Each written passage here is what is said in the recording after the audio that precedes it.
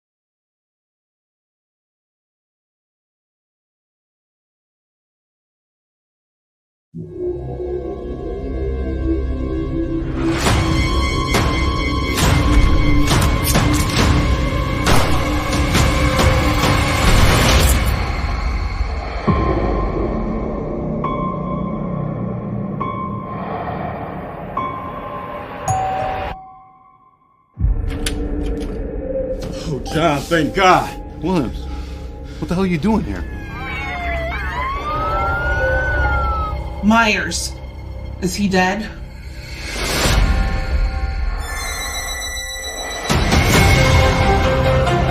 Myers has zero emotion.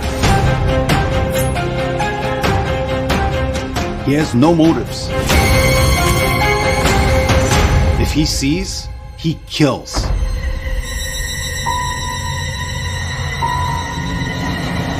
Tell the town to lock their doors. No one in, no one out.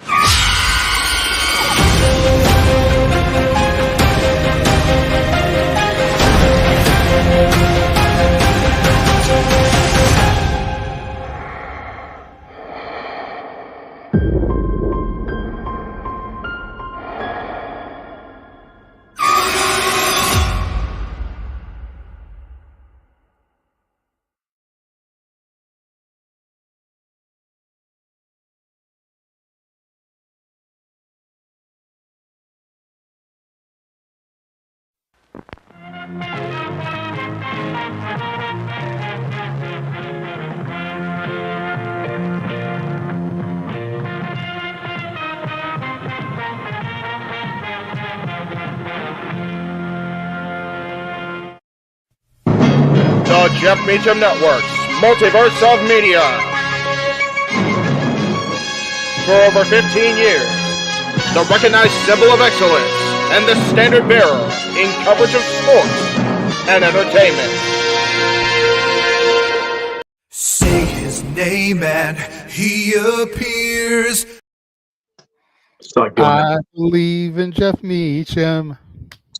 Thank you. Appreciate it. There you go. That'll work. I just feel like seeing Joe Hendry's face. That's okay. Anyway, welcome everybody to our coverage of WWE's Monday Night Raw, the fallout from SummerSlam 2024. Joined on screen for the moment by the Renegade JJ Williams, Mr. Reliable himself, Walter Cruz. We are awaiting the arrival of the man who was at the show, the simple man himself. As a matter of fact, Noah Foster. He'll be here in the short. If you believe the room in your window, the chat room, baby. We'll see how it goes. But yeah, big weekend for WWE. We're coming off of in Cleveland, and all kinds of shenanigans afoot already signed for Monday Night Raw. How are we feeling today, boys? Walter? I'm feeling good, yeah. I felt like this was something we needed to do because there's a lot of stories launching forward post SummerSlam, and I can't wait to see how it's booked. And we got to get as G says, get the ball rolling. That's it. Is it not a pain in the ass knowing that all we're going to get of the Tribal Chief's return is a clip, and we have to wait till Friday? Right? Exactly. Unless ain't that some shit? There are some rumors that USA or not USA, Netflix wanted Roman on Raw, so we'll see what ends up. That would be big. That would definitely stick it in the craw of Friday Night SmackDown. So there you go. Good to see Big T. His name and he appears. Yeah, right. That's it. JJ, it's one of the. I'm sure you had a very happy offspring after Saturday's show. So I'm looking forward to speaking to her about that and how she feels about their return and what is to come or not to come here as far as the return of Roman Reigns. How are you doing today? I am doing well. Thank you for asking. When me and her were having our little chit chat session last night as we went through and were booking the Monkeys show and which songs should make the list of Jericho. Yes. We definitely had a brief chat about it, but I will say, for those of you out there that have added the Simple Man on his social media platforms, that got to look at his stories now that he's uploaded his pictures and videos from there, let me just say, his reaction to Roman's return legit brought a tear to my eye. Right? After all the years of him ragging on Roman and putting Roman down and not my tribal chief, to hear him pop like that warmed my heart. Yes. Noah very much took the stance a lot of people did after WrestleMania and acknowledged the greatness that is Roman Reigns, because we almost weren't allowed to acknowledge it in the moment because of how almost stale it had become. But you don't know what you have till it's gone. And we were without Roman Reigns up until Saturday since WrestleMania. And we've been without the wise man now for a while too, and we are definitely missing Paul Heyman on our Monday nights. So I definitely am looking forward to what he has to say on Friday. He being Roman Reigns, pronouns, pal, and what's going to happen the rest of tonight. I am loading the graphic, which is why I'm talking slower than I probably need to, because they're having just a time. I'm gonna go ahead and start with the first one because we knew this was coming. We knew this was going to be a thing. It was a matter of when, as far as these folks getting into the ring. So let's just go ahead and talk about what we have been advertised to see here on Monday Night Raw. It is the in-ring returns of Joe Gacy, Eric Rowan, and Dexter Lumis as part of the Wyatt Six. And they'll be taking on Chad Gable and the Creed brothers as part of tonight's Monday Night Raw. That's just one of the matches already signed. So I've heard this is going to be the main event. Possibly. I feel like it has to be. There's so much hype surrounding the Wyatt Six. Like they've got to give them that spotlight. You would hope so, right? There's been a lot of speculation, and hell, even in the group chats, some of us have it. There's been, oh God, they're stretching this out longer. It's like, no, man, this is exactly the way to do it.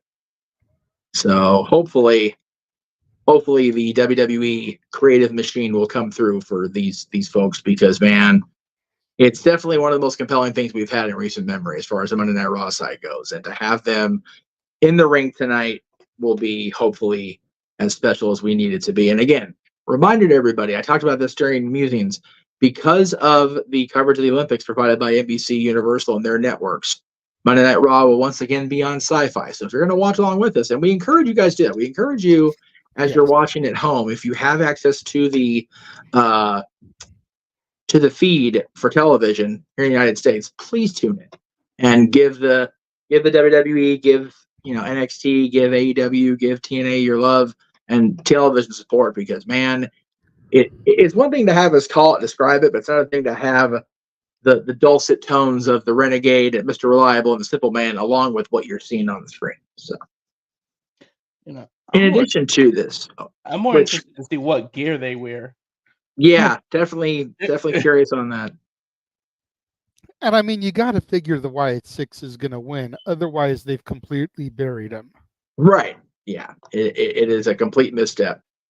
So, like, I really don't want to see Gable and the Creeds eat an L in their first outing as a unit.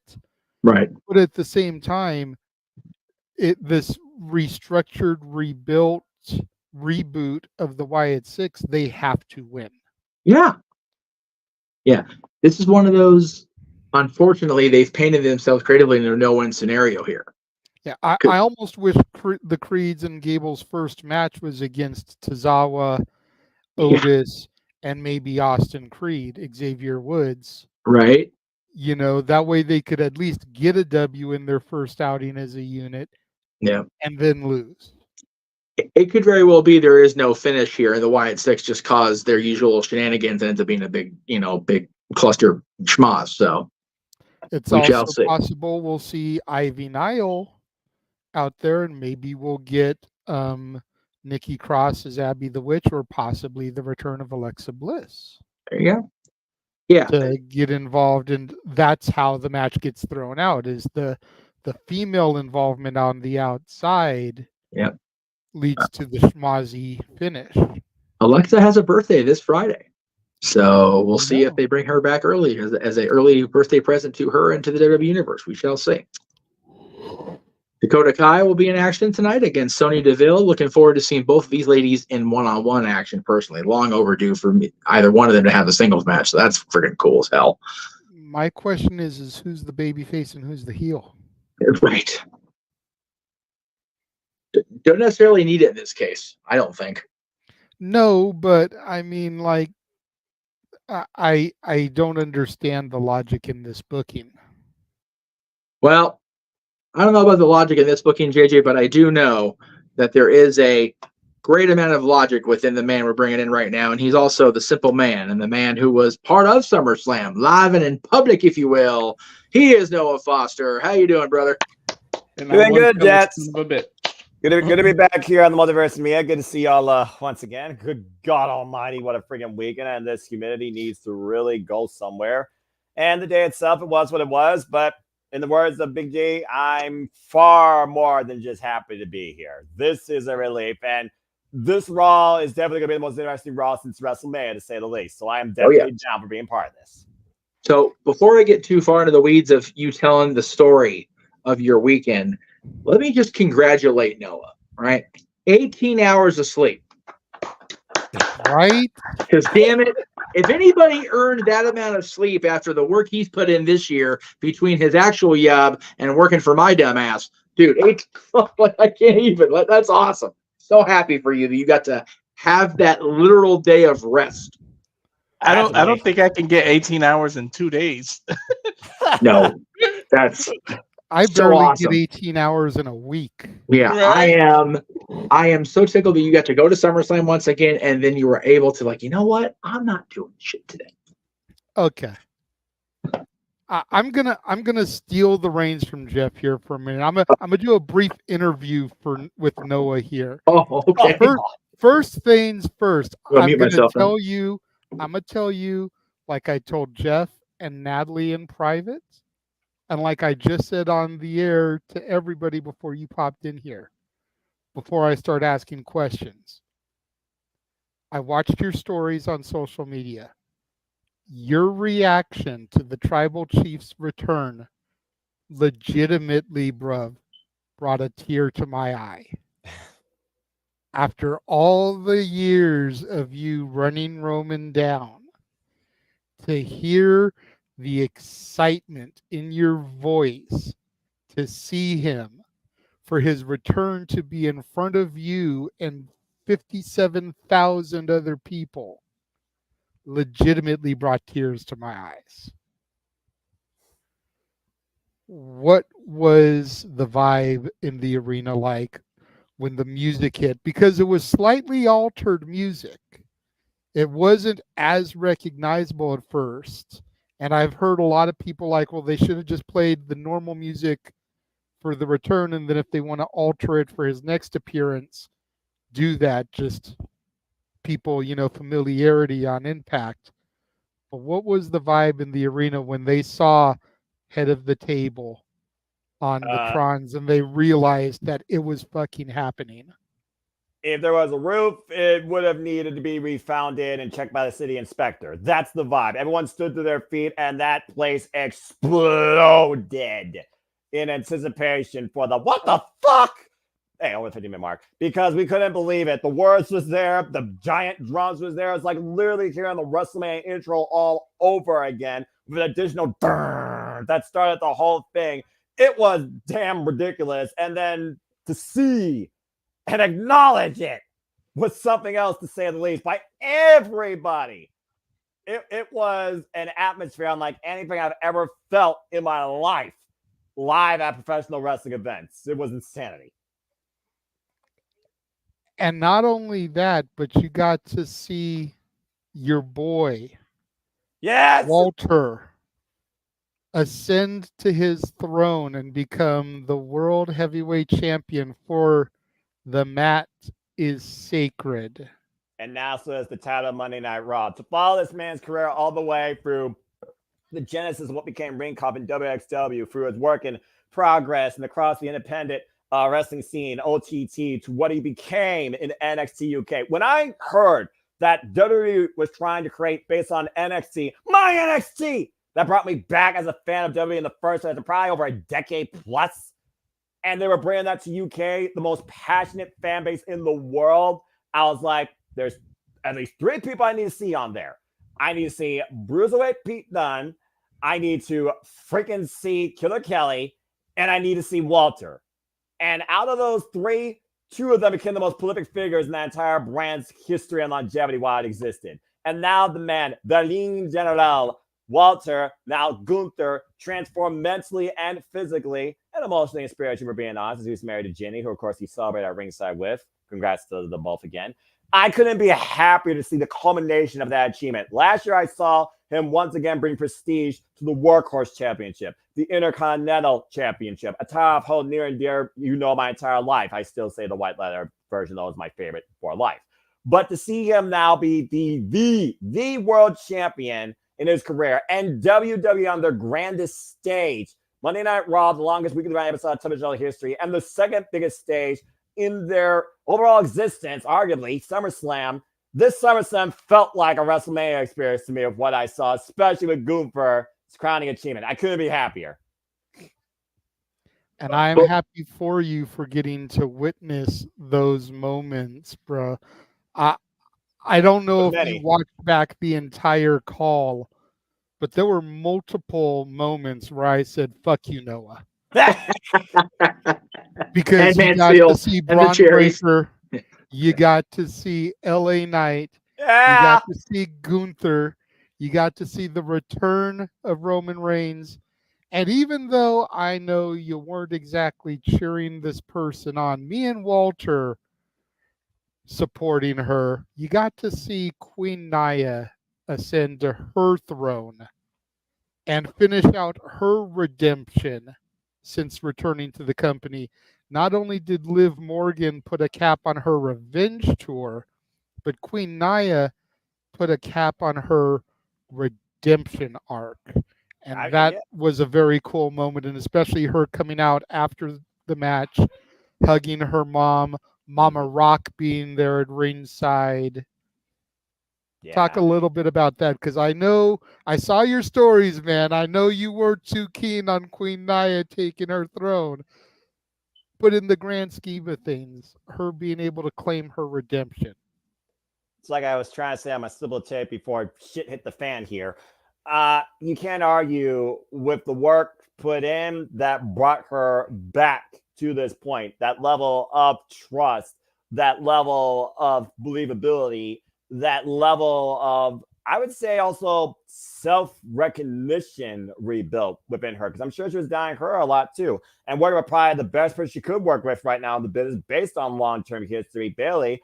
Kudos to Bayley, by the way, and what she did, and arguably gave Nia Jax the toughest match under standard temperature conditions to date in her career. All the way back from NXT TakeOver London, now to SummerSlam. Nia Jax is world champion, getting that win against Bayley. It felt fitting, it felt poetic, and it absolutely felt earned in the long scheme of things, despite the initial fan thought in me. It's one of those things that humbles to a fan when you look more than just, a character in the business versus a person, Nia Jax absolutely proved that she more so earned it rather than saying you deserve it. And I cannot argue that in the grand scheme of things. So I'm very curious to see what this leads to and when Tiffany time actually happens and if it's down with the queen, if you know what I mean. But I can't argue with what I saw. Again, there was not a bad match on this card either. Again, I'll say it once, I'll say it again. This was the greatest live wrestling experience of my life from WWE, arguably across all things wrestling. And I've seen stuff from TNA and AEW, not AEW pay-per-view. That's all different echelon to get to. But arguably, WWE, this was the greatest thing I saw ever since Triple H brought back that passion to me for WWE on the grand scale that he started with back in friggin' Black and Gold NXT. You're nice. I couldn't be happier for everything I saw, and honestly, I'm humbled to have seen that happen for Nia Jax. She absolutely earned it. And I see Walter's hand up, but it wasn't no cakewalk for Nia either. It took 3 annihilators. Yeah, I mean, about to say, barely power slammed that freaking woman to oblivion, I thought. The amount of punishment that Nia took while dishing out goes back to how far she fought as a challenger, but also how difficult she made it for the champion, which is hard to say when you put anybody against Nia Jax, saying that she's going to be the force that can't be opposed. Barely came extremely close on multiple occasions. If she had that Avalanche Rose plant, I think it would have been Bayley's night. But clearly, that was not the story to tell. There you go. Go ahead, Walter. Thank you for being so patient. You're muted, bro. Fuck. Before I ask the question, I was going to say Bailey had all the momentum until that Tiffany fake out cash. And that was the whole point. It was all a ruse. Exactly. Ding. But did that environment and the feeling make it so that you may think twice now about that WrestleMania appearance with all of us? Because now you know what the stadium feels like. Now you know the environment. Did that bug bite you? And now you might want to go to WrestleMania with us all. Especially now that it is the Triple H era. Last year, we were kind of in it, but Vince still had his hands in the cookie jar. Ever since WrestleMania this year, it has been full-blown Triple H era. I'll say it once, I'll say it again. Triple H is the reason I care about WWE across the board and the grand scale in the scheme of things as a fan of professional wrestling again. I went to SummerSlam last year. It was I went to this year. Holy fuck, greatest live WWE experience of my life. If I absolutely can't afford it, I would love to go see a WrestleMania. But only time and financing will tell, gentlemen. There you go. And Safet did bring it up in the chat. The betrayals of Dominic Mysterio and Finn Balor. For those that are wondering, because yes, I watched the wrestling, but yes, I actually did see him react to the entire Dominic Mysterio, Liv Morgan embrace that was on the Titantron. Took a picture of it too because I couldn't believe it. I think I was cussing out more than Michael Cole was. I knew it was coming, but damn the feeling. And the audible gas with that lip seal. It was poetic in storytelling. Looks like we lost Jeff for some reason.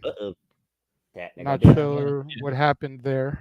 But anyway, as you were trying to say before I gave you the live gas atmosphere reaction, again, the Cleveland Browns Stadium, 57,000 plus, they're pretty much into the entire show, probably most of the night, except for the time they went to go, take a breather, because again, it was a 4-hour plus long actual pro wrestling show with 7 matches, and we literally were at the crossroads of the show with Bayley and Nia Jax. So, but yeah, that first match though, that end moment, that was the first time I heard a unanimous reaction, and it was quite interesting to be a part of. All right, what's going on? All right. Anyway, JJ, I hope you have room in your house for Dom, because he's gonna need it, because he's gonna be running from Rio all night today.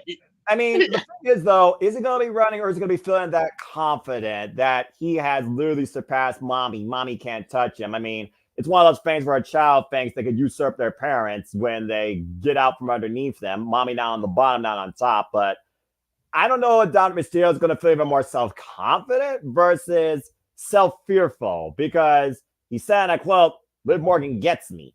Someone tell me Liv Morgan's been influencing more of Dom than meets the naked eye, to say the least. But JJ, I got to ask you, man. I mean, were you, let's be honest, you're a man of storytelling. We all saw the story coming. But when you saw the moment, were you as viral in your statement in reaction as Michael Cole and Pat McAfee? I was off the call for that one. Oh, who was on the call for that? It was Jeff and Walter for that one.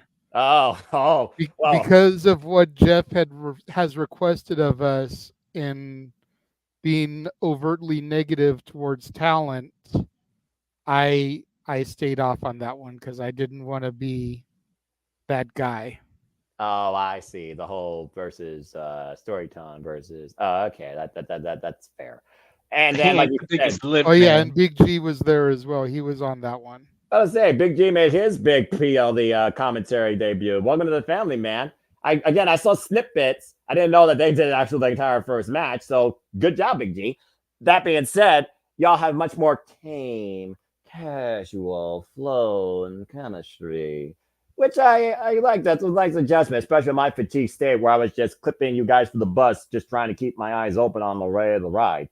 And yeah, Big G, that's going to be a party. I expect you to talk a lot in German. That being said, it confused me.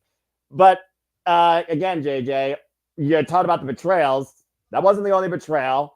When people saw Finn Balor put the foot on the rope, and then we see the Titantron replay, the people started saying, "You fucked up. You fucked up." And as Damian Priest going after him, we were just watching on. Damian Priest took his eyes off his opponent. Gunther capitalized not once but twice. Powerbomb, sleeper hold, new World Heavyweight Champion with a sadistic grimace with internal smiling probably on Finn Balor's face.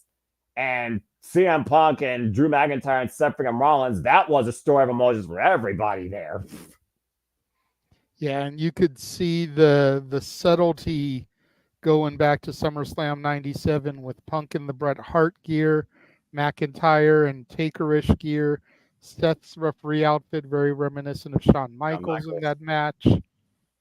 The steel chair coming in. You know, there was a lot of nods there that if you're very familiar with the match, like a lot of us older heads are, then you picked up on it. Some of the younger fans, you know, I used to call them the C Nation era fans, but can't even really do that anymore because those fans are damn near 20 years old. Right. They should be familiar with that match at this point. Well, you said 1997. Yeah, you say 97. I got all those vibes. Again, you and I are historians, and I've grown even more knowledgeable because of you and Jeff, and I appreciate you guys for life on that. But when I was once a wee lad, I was 5 years old in 1997. Even I picked up those references. The moment that botch, might as well. Seth freaking Rollins came out with that type of attire. I was like, oh, okay, so he's going 1997 on me. Considering Shawn Michaels is my all-time favorite WWE superstars, I've told you verbatim. But yeah, and again, the key moment that made us all really gasp when we saw that Seth had the bracelet not in his pocket, not thrown up to the side, on his wrist. Now, I don't know about you, JJ, but a special guest referee is aside, when there's an obstruction, an item, something you feel that could impede the flow or anything in the match in general, you take that crap out, you stuff it in your pocket. I think there was definitely more to say with Seth actually wearing it. I want to think that Seth's heart was in the right spot. A little bit I do too. You know, because if you put it in your pocket, you could forget about it. If you kick it out of the ring, you could lose sight of it. Or if they go back to the outside, it could get stepped on and broken. Putting a bracelet on your wrist where a bracelet is intended to go kind of makes sense in that aspect. So I want to think that Seth had his heart in the right place, and he was just trying to hold it for Punk. But we also know the way that he feels about Phil Brooks. We've heard him on multiple occasions the way he feels about Phil Brooks. Exactly. So you never really know, but at the end of the day, that's what cost Punk the match, is that temporary distraction and turning his focus from Drew to Seth. Very much as it was Drew turning his focus away from getting out of the ring with the title to Punk that caused his downfall with the briefcase cashing in the first place. CM Punk screwed CM Punk. Simply put, he took his eyes off his opponent. Drew McIntyre got revenge and redemption with the low blow and the pinfall count win.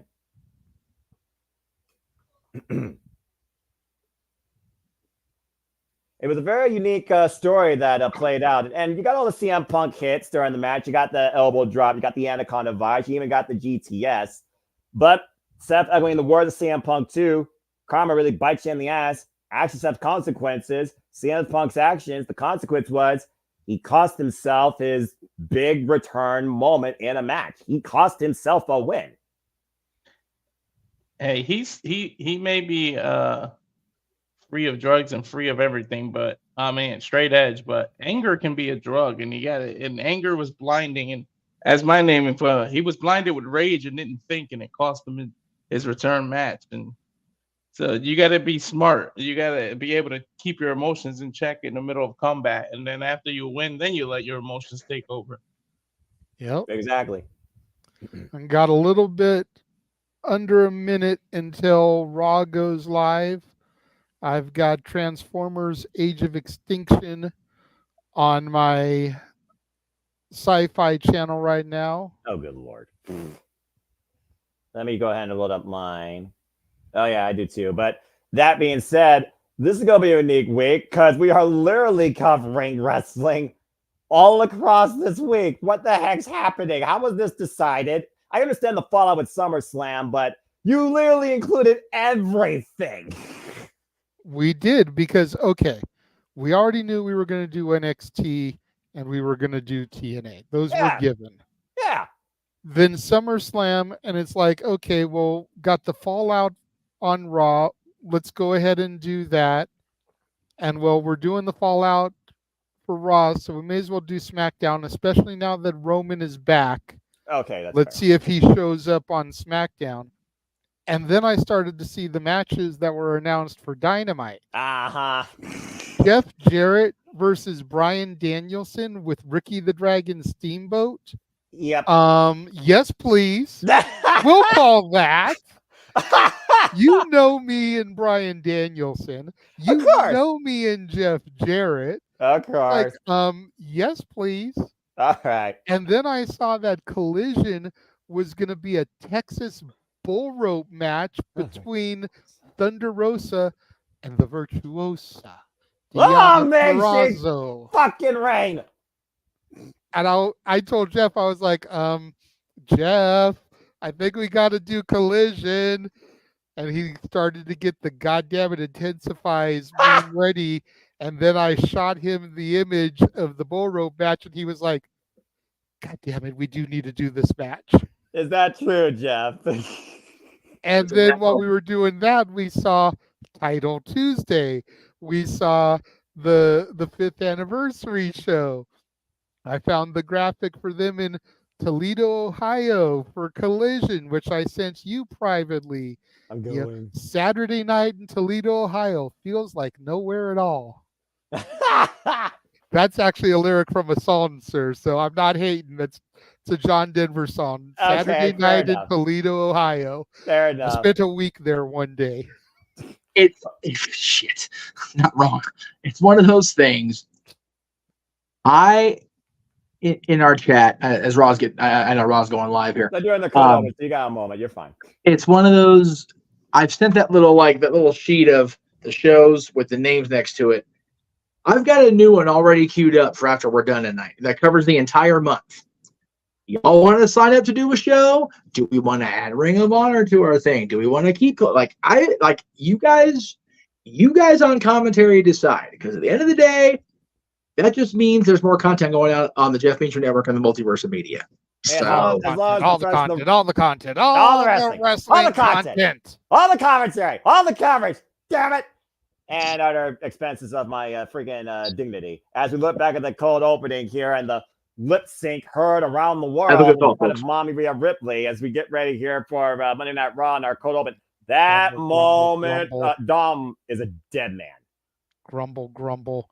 And like I said, they posted on social media, Liv, Dom, JD, and Finn all arriving together in a bus. Question is, who's truly So the it's leader? clear that the battle lines have been drawn and we see one side. Right? Rhea, Priest, you got to figure is on the other side. Where does Carlito lie in this? I don't know. I don't know Carlito whether has always been a little bit more welcomed by Dom and JD and Finn, and a little bit more looked down upon by Priest and Rhea. But could this be a way for him to get back on the quote unquote good guy side for a moment? Well, again, battle lines drawn black and white. There's a ton more gray than meets the eye. And I'm not talking about Seth freaking Rollins' sparkly pants after counting the 3 for Drew McIntyre against CM Punk, as Damian Priest's name no longer lives in infamy as El Campeon. It lives in infamy as the latest victim of Darlene General Gunther. Again, Braun Breaker. Okay, just real quick, I gotta ask, did you freaking call Blue Thunderbolt never wins during freaking Braun Breaker's Sami Zayn's match? Absolutely, I did. Damn it, JJ! Absolutely, I did. Damn it! Come on! Not only did he do it, but he made a point to say, because Noah's not here, I'm gonna go ahead and say it. I'm like, God damn, you causing shit when parents not watching. Shame on you. Why? But dude, Gunther's chest and the bloodshed from those overhand chops by Priest. Well, that being said, talking about bloodshed, how about literally bad blood brewing? You see the biggest betrayal lately in WWE history as you see the still current Women's World Champion Liv Morgan, Dominic staring in the arena, and former El Campeon Damian Priest, Usa, I see you down there, coming in no longer with the title. And of course, we had new champions across the board, it seems, across both brands. Speaking of which, there's the new Intercontinental Champion, Braun Breaker. And what is tonight going to be the fallout from the biggest event of the summer? And I know you mentioned on a simple take, the Steiner brothers and the Legends Suite getting to watch their son and nephew achieve this monumental moment. We were commenting a little bit on the blonde that was sitting next to Rick. We didn't really know who it was at first. Izzy Dame from NXT, Braun's new girlfriend. As we turn it over to Noah. Ladies and gentlemen, I demand all your gratitude for your new World Heavyweight Champion of the World, the Ring of Gunther.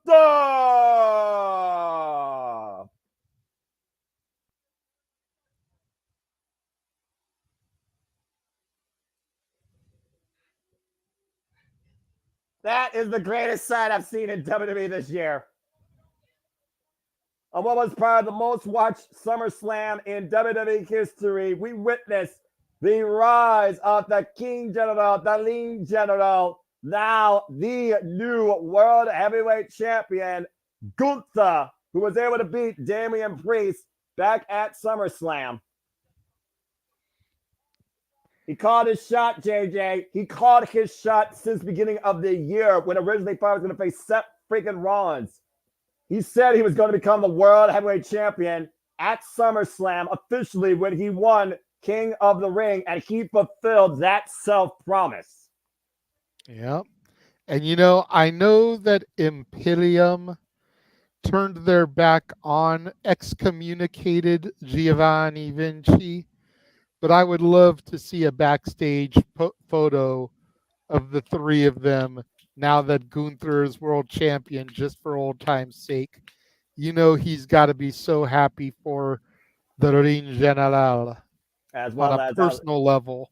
as well as Alex Tischer, of course, also formerly part of Ringkopf, who of course works now in GCW Bloodsport, as we see, still unknown if he's medically cleared or not, Ludwig Kaiser, aka Marcel for my friend Jen out there. He is medically cleared. He's supposed to have a match here this evening. Excellent. But for now, celebrate your new World Heavyweight Champion. I believe he's taking on Sheamus. I could be wrong. I know Jeff has the graphics somewhere. I'm going to run that friggin' banger back. And again, yes, it is going to be Kaiser versus Sheamus. There it is. Nice. And now we're going to embrace and celebrate the new World Heavyweight Champion, Gunther, as the Gunther era has officially begun, where Raw is sacred. Let's hear from the new World Heavyweight Champion. Kaiser getting out of the ring to give the gratitude that he demanded to the Ring General, your new World Heavyweight Champion. Now, clearly a polarizing reaction for, again, the most prolific, protected, dominant pro wrestler in the entire WWE landscape since his arrival on Monday Night Raw. 666 days, Intercontinental Champion, day 1, World Heavyweight Champion. And we knew tonight was going to be a ruckus environment from the get-go, JJ. Oh, yeah.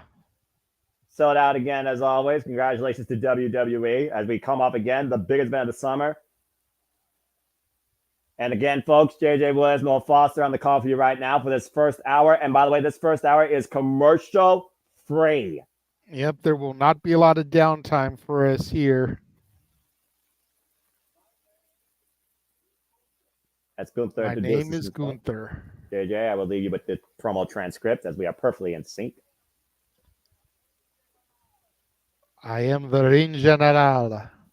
Damn right.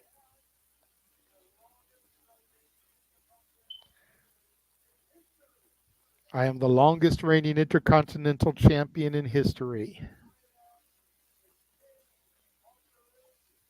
I am the King of the Ring. And now, I am your World Heavyweight Champion. Kaiser outside the ring gives a round of applause, a standing ovation, as it were.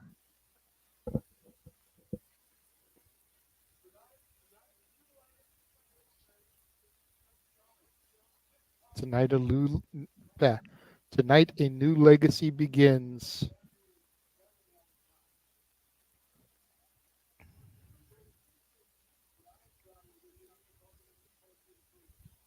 If you think what I've done with the Intercontinental Championship is historic, then just watch and see what I'm going to do as the World Heavyweight Champion. Oh, good luck to the entire WWE locker room. Right?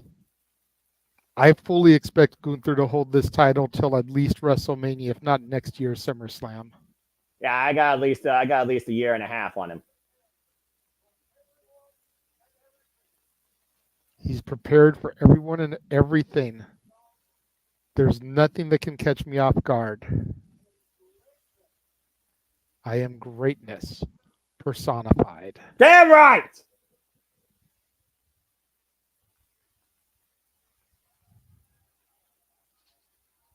Witness the greatness that is the Ring General. Finally! Crowned rightly so. I'm almost waiting for somebody to come out, some kind of music to hit.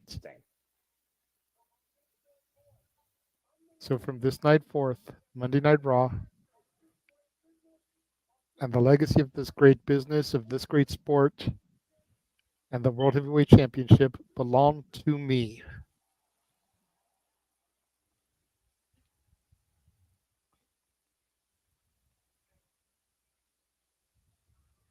What? Randy Orton. Wait, what? He's a SmackDown superstar. What the hell's happening? Don't know. The 14-time WWE World Champion. Oh shit. Wait. My mind's going off here. JJ, Randy Orton was the last victim of Gunther in the finals of King of the Ring. There's still controversy regarding the Viper Randy Orton beating Gunther fair and square that. Not clean as a whistle. They have not visited since. Yep. And that could be exactly what they're going to play off of heading into possibly Bash at Berlin. I mean, what bigger coup for Gunther than for his first title retention to be against the Viper, the Apex Predator, the Legend Killer? I mean, though Randy Orton's been very busy these last few months since King and Queen of the Ring, dealing with bloodline warfare on SmackDown alongside Cody Rhodes and Kevin Owens. Now, I'm not going to lie. I was expecting somebody to come in, but Randy wasn't my thought process. No. If I'm being 100%, I was expecting John Cena. Somebody put it out there that Cena versus Gunther at Mania would be money. Yes. And I almost thought they were going to do that, pull that trigger to kind of help start building to that. But in the meantime, it looks like we're going to switch gears because the Viper wants to revisit a date with Gunther. And this time, the World Heavyweight Championship might be part of the picture. A title very familiar to Randy Orton. Let's not forget, the youngest World Heavyweight Champion.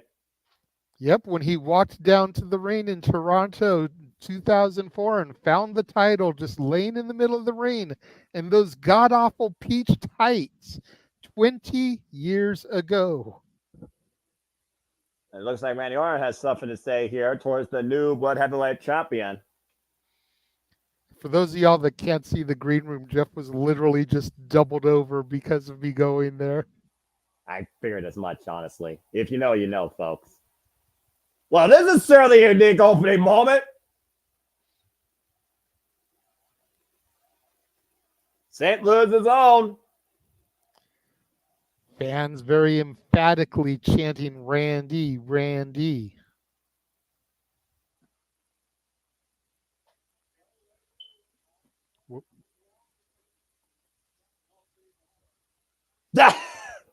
Okay, so it wasn't just me that was caught off guard. Good. Randy wanted to congratulate him. That being said, that title Damn right. looks mighty fine hanging over your shoulder. He said German shoulder. You're a good-looking champ.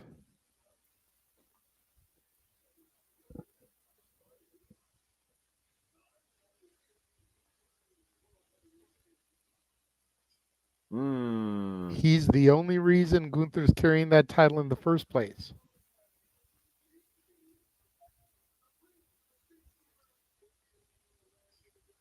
Referee decision. You got your title shot at SummerSlam because you beat me at King of the Ring, but did you really beat me at King of the Ring?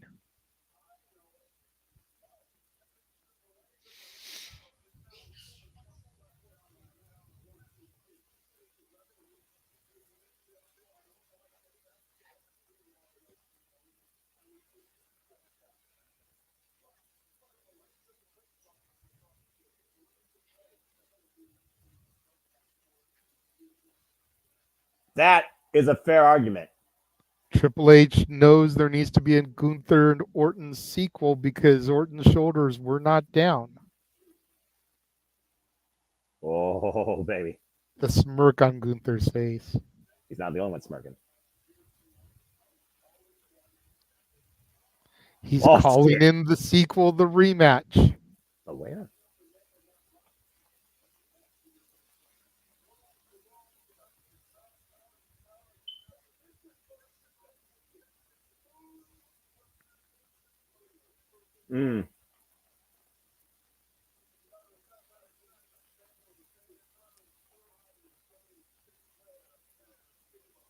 Oh! Randy thinks the fans deserve a modern day Flair versus Steamboat.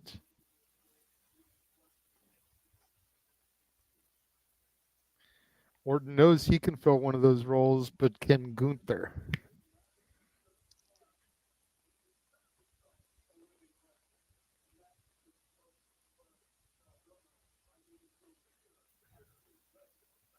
Former legend killer. Gunther considers himself a living legend, but Randy made a career out of killing legends.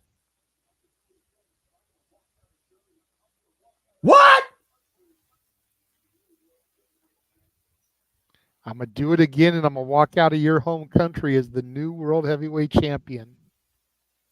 For those that don't know, Gunther is from Austria, which is in Germany.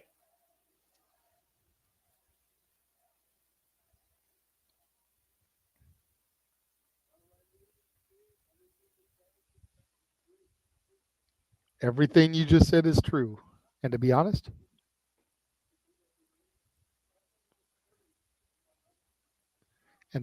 not beating you clean has left a little stain on his record.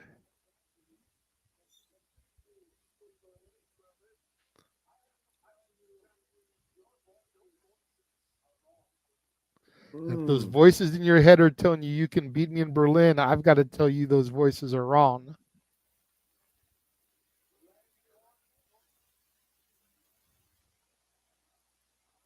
Uh-oh. Crowd chanting RKO now.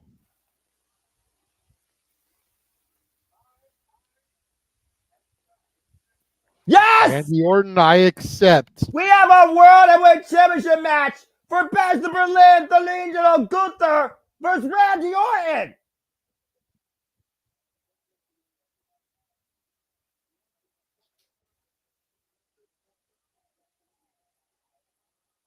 And Gunther saying nothing, absolutely nothing catching me off guard.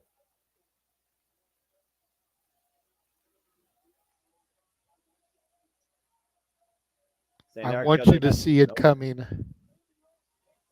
Well, if Randy Orton gets an RKO out of nowhere, we very well might have a 15-time World Heavyweight Champion on our hands, as the Viper, the Legend Killer, has put the challenge out there, now accepted by Gunther. Gunther's first defense will be Bash the Berlin, and it will be against the Viper Randy Orton for the World Heavyweight Championship, as the era of the Ligue Generale has officially been ushered in.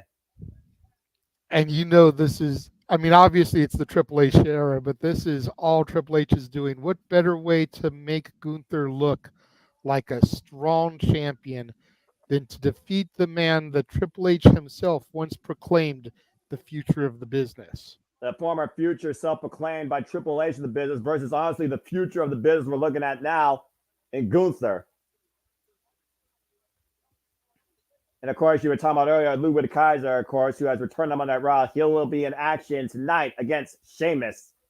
But let's go ahead and acknowledge not just what we just heard tonight, but what we heard, what we saw, what we witnessed at the end of SummerSlam with the return of the original Tribal Chief Roman Reigns. We're going to look further back at that moment later tonight on Monday Night Raw, where Roman Reigns speared Solo Sikoa and cost the Bloodline the WWE Championship. And also tonight, the in-ring debut of the Wyatt Six in six-man tag team action. They will be competing against Chad Gable and the Creed Brothers. Chad Gable has been haunted by Uncle Howdy since the Wyatt Six arrived to Monday Night Raw. And tonight, in case y'all wanted, they're in the beautiful town of Baltimore, Maryland. And again, sold out crowd on hand for Monday Night Raw. Beautiful skyline, by the way. Let's see what Jack Ramon's talking to in the backstage area. Famous fella. Oh, Figure Kaiser is still out there at the ringside area. They're probably going to go straight into this match as opposed to having to bring him back out. I mean, that makes sense. Apparently, Sheamus is the one to be blamed for the injury that happened to Ludwig Kaiser. The human Ken doll, the disrespect. Well, I mean, his girlfriend is Tiffany Stratton, Barbie, so. Oh, damn it. I got Noah there. He's got no reply. Well, at least this match isn't brought to us by Mattel. Although they do their action figures. Look, the day that Mattel is on the freaking LEDs is the day I'm like, goodbye. Of course, Sheamus has more than one issue he's been dealing with lately, and the former Brawling Brute, Pete Dunne. That being said, are you ready for a banger? Well, KJ, it may be Monday, but it's also Well, I'll let you say it. Fight night! Every night that Sheamus is on our screen is fight night. This is accurate. The Celtic Warrior. And here comes WWE. Beaker, but where is Dr. Bunsen Honeydew? Whoa, wait a minute. Surprised they let him out of Muppet Labs. Well, the joking aside, we're getting straight to business tonight. Sheamus driving Ludwig Kaiser to the barricade. The bad blood has escalated with these two ever since their first one-on-one match, where Sheamus said, let's do it again. And we saw what happened following that. Ludwig attacked this man.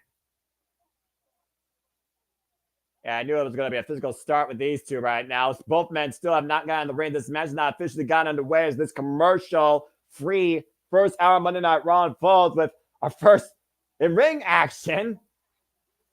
Yes. Sheamus ready to go. Ludwig looks like he's ready to go. And again, that caused by Kaiser right now, that momentary pause. Oh, jeez. Kaiser getting a seat. There's the bell ring. The match is now officially official. Again, you figure about what Sheamus has been dealing with Bronson Reed and Pete Dunne. Now he has to deal with this former history with Ludwig Kaiser. Everyone pretty much has been the Celtic Warriors' enemy since his return back to WWE. And Eddie Orango is going to have his hands full with these two men. There's no denying that. Oh! Big boot to the chest, the bright white chest of the great white Sheamus. Ooh. Brutal slap to the face by Kaiser. Just the disrespect. You see the blood vessels rising on the chest of Sheamus here. A shade of red being shown. But we also know Sheamus loves to fight. It's the only color you ever get on Sheamus, as pale as he is. And now Kaiser might be getting his own shade of red, courtesy of these open palm strikes in the corner. Oof. Good Lord. Grief. Might end up smacking the spray-on tan off of him. Well, we've also seen Ludwig Kaiser really try and stand on his own, and there is an inverted kick, it looks like, to the leg, almost a chop block of sorts. And we saw this strategy employed before by Ludwig Kaiser. He went after the legs of Sheamus. He's doing it again, going right after that thigh, trying to cause a Charlie horse. Ooh. Right hand, doubling over Ludwig Kaiser, and another one now. Celtic Warrior taking back control here. Up on the shoulders. And Sheamus rolling through with the steamroller. Not often you see Sheamus use a move like that. It's very true. Again, this new era now ran by Gunther, also no stranger to the Celtic Warrior. Let's not forget their war back at Clash of the Castle over the Canal Championship. Kaiser right now looking for a reprieve and maybe breath back at his lugs, it seems. Kaiser's asking for medical to come out here.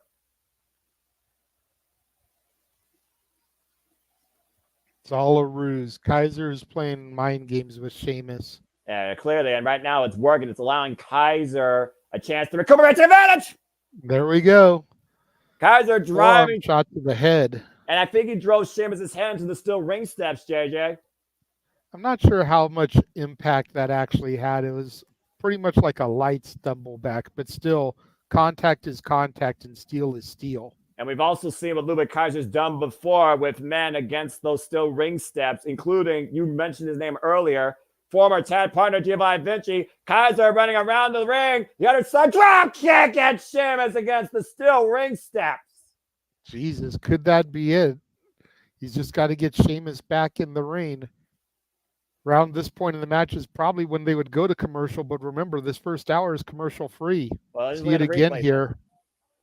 And again, folks, we got our first match made. I imagine the main event for Bash Berlin, which we will cover here, the Multiverse of Media. Special start time, of course, because they are in Germany, and that will be Saturday, August 31st. Count of 7. Sheamus trying to get back in the ring here, JJ. Kaiser get a count out, and he breaks it at 9. The last possible second. It's sliding underneath Kaiser the going right back to him. Those kicks. And Kaiser just teeing off right now. Taking control of the Celtic Warrior here. Calls himself the definition of European excellence. Wants to wipe that silly smirk off Sheamus' face. Oof. Former rugby player, of course, teeing off here against Sheamus. And right in the eyes, wrenching of the nose, pointing the elbow to the top of the Chrome Dome. Across the forehead almost of Sheamus.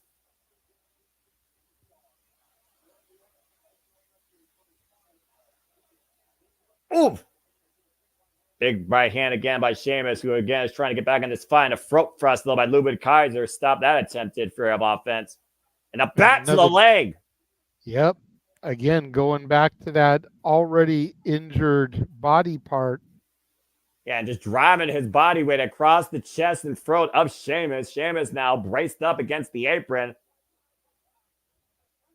This is almost a possessed look on Ludwig Kaiser. Again, he blames Sheamus for the fact that he was injured in the first place. The fact that Ludwig Kaiser also now literally basically is in proverbial possession of the World Heavyweight Championship thanks to his running mate of Imperium, Gunther, has to further the confidence of Ludwig, but also has to further how much he's looking to prove. You got to imagine Ludwig would one day want to challenge Gunther or want to be the World Heavyweight Champion himself. You got to be kidding me. He is not going to do this. 10 beats of the bowing by Ludwig Kaiser to Sheamus? Uh-oh. And Sheamus looks upset here. Clothesline taking Kaiser down. That is a not very smart move to try and play the Celtic Warriors game against them. You can call Sheamus a joke all you want with that smile, but he's as serious as it gets when that bell rings. Oh, man. Crowd chanting for Sheamus. And again, great kick combination by Ludwig into the cover, hook of the near leg. It's a 2 count.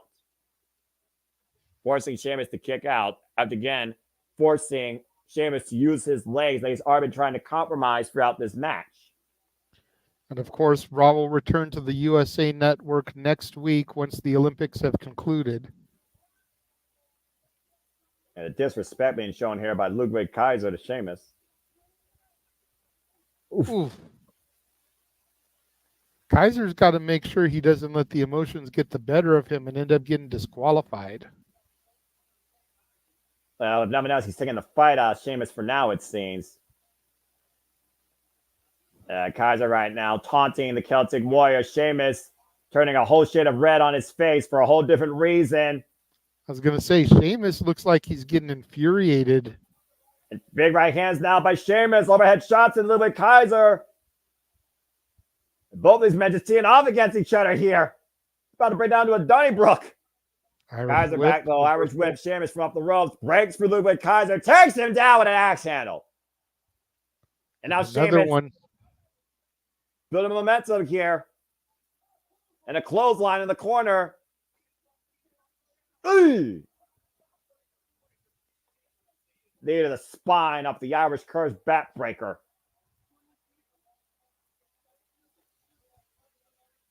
It's almost one of those phases. Ludwig Kaiser just helped Sheamus here get this bit of energy back. Now up in the Celtic cross position. Oh, God.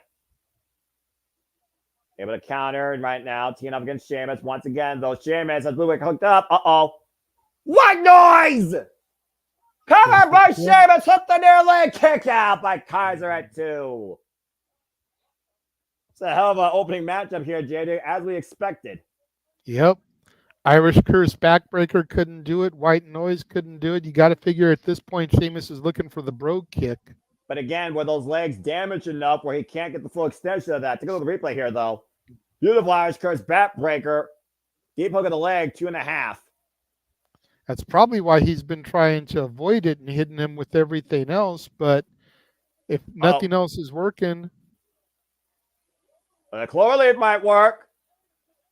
Sheamus going to sit down deep on Ludwig Kaiser's back. And Ludwig right now on his side, though. Trying to somehow find escape here. Turning Sheamus around and finds a way to force the rope break.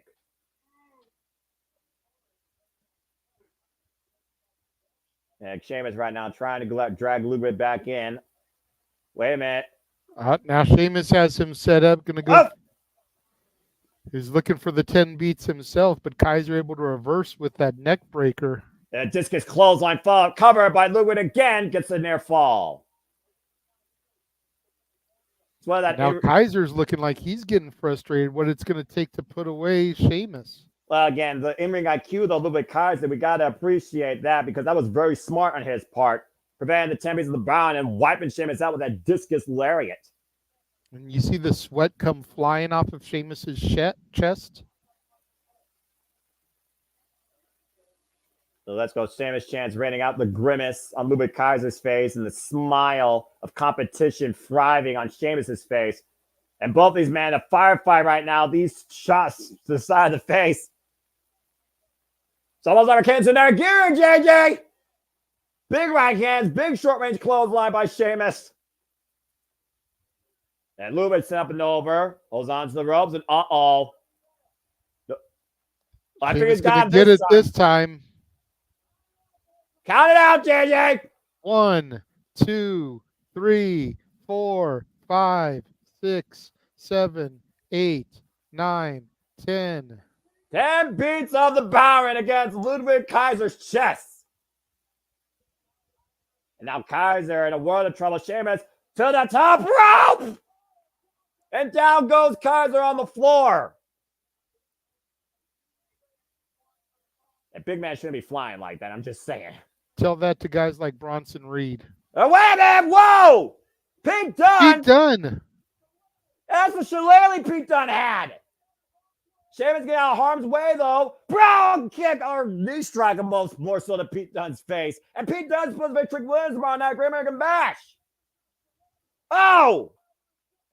And step as a girl by Ludwig Kaiser to take advantage for the win and a near fall.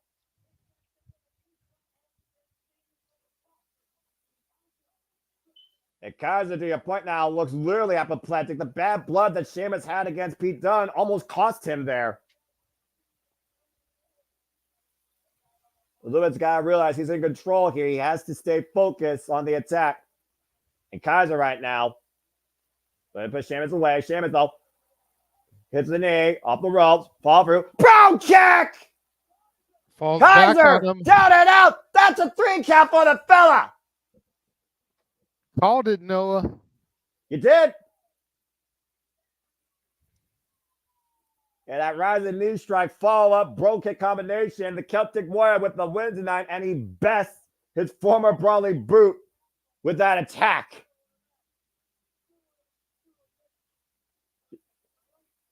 And Ludwig Kaiser, though, great effort here, though. But Sheamus with the win tonight here on Monday Night Raw. And clearly, Pete Dunne is not finished with Sheamus yet. And Sheamus like celebrating, of course, not just with the commentators, but with the WWE Universe. And with Pete Dunne slated to take on Trick Williams tomorrow, you got to wonder if Sheamus may get involved and repay the favor to Pete Dunne. And again, we talked about the moment that went viral over the weekend. Roman Reigns returned at SummerSlam, over 100 million acknowledgments across social media platforms, courtesy of WWE, JJ. Yep. Not sure how that compares to the video of Joe Hendry's debut in NXT, but got to be pretty close.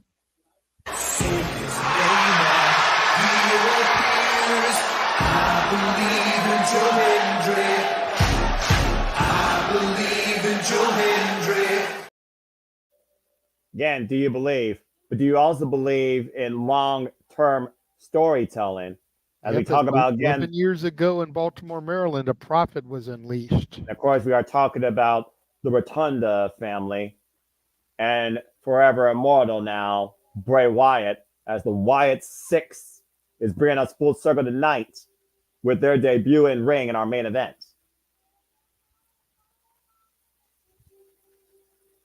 Tit!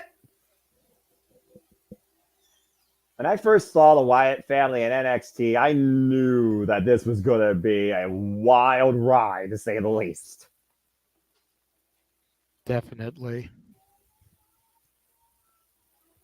The symbolism of that lantern.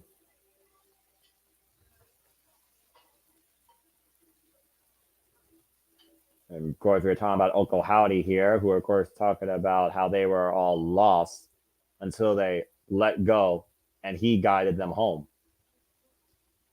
We saw firsthand what these guys were capable of last week on Monday Night Raw against Chad Gable and the Creeds.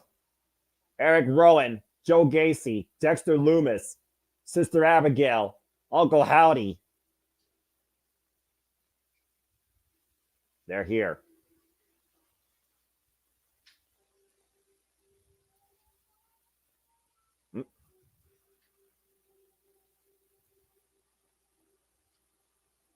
And they're here tonight in Baltimore.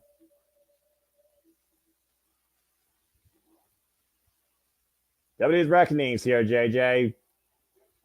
And Chad Gable, again, was one of the very first victims of the Wyatt Six arrival in those backstage assaults.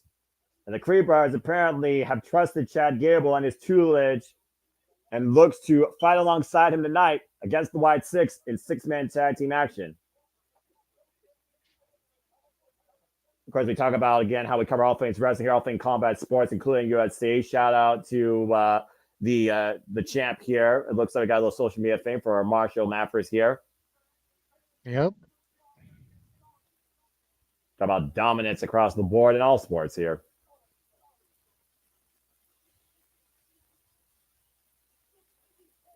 As we look back again at the biggest part of the summer, everybody was a part of it. All the outlets, the plain deer they're talking about, WWE SummerSlam invading Cleveland, how the dog pound was capacity filled, 57,000 plus. And of course, you all can learn more about the fallout, the takeaways overall from our simple take that I did earlier, from Aaron Ritz's review, from JJ and Cruz Open Mic Night. I'm sure they talked a lot about this because this was definitely the most talked about event of the entire weekend. And thank you to everybody right now that's watching here, JMN Multiverse of Media across all outlets, as this is the first of straight up 6 straight days of wrestling coverage we have for you this week across all things wrestling. And we'll hype up more of that schedule and the watch on trailer later tonight, as we are still in the first hour of this commercial-free Monday Night Raw, looking at towards the fallout. Uh-oh. And speaking of fallout. Yeah, I was going to say, we know what that all rise means, Noah. It is our former World Heavyweight Champion, El Campeón, Senor Money in the Bank, the Archer of Infamy, Damian Priest, and he is a man on a mission. Yeah, I don't think he's on a mission just for himself either. For, again, we saw the implosion of Judgment Day as we know it. First words out of his mouth are Finn Balor. That don't surprise me. Get down here and take this beating like a man.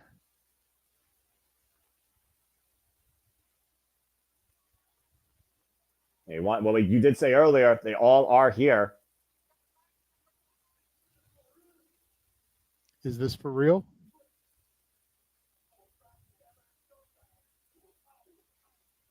Go from being the prince to a backstabbing scumbag to a coward. Everyone knows your story. Where I'm from, you know my story. Most of my life I've been on my own. Until I found the Judgment Day. They gave me a reason to fight. Made me feel like I belonged somewhere.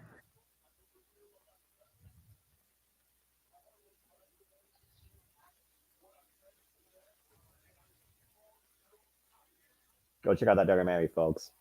W24% Damian Priest, El Campeón.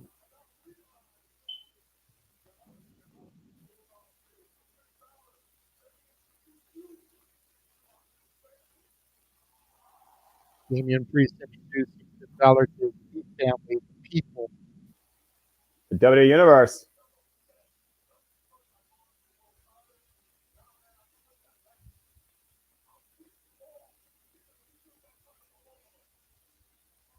Pissed off because you took the title from all of us.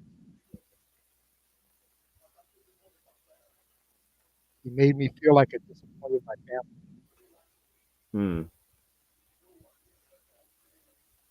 And you know I can't let that stand.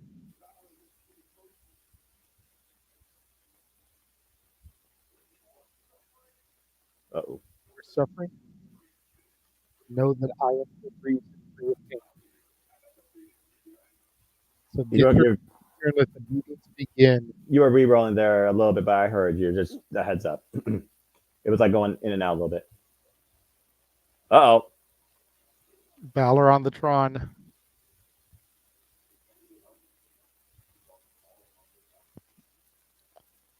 Want you to know you brought this all upon yourself. You betrayed the Judgment Day.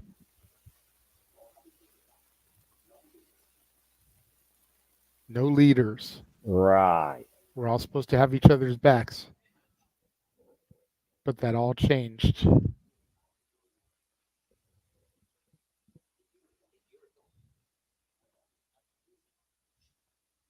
A year ago, I almost became champion. And this happened.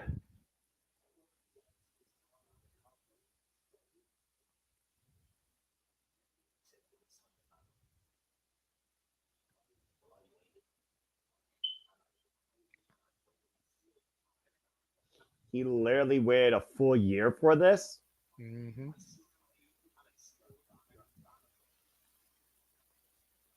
Man, talk about holding a grudge.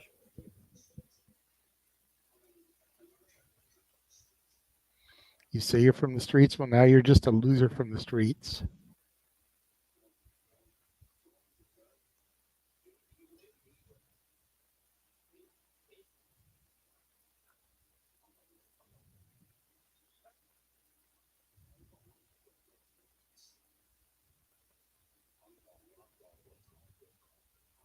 It's like the prince is going to make sure he doesn't miss.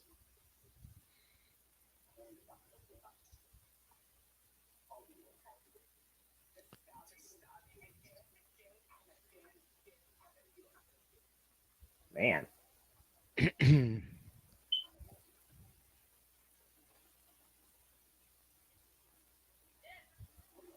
Oh, damn.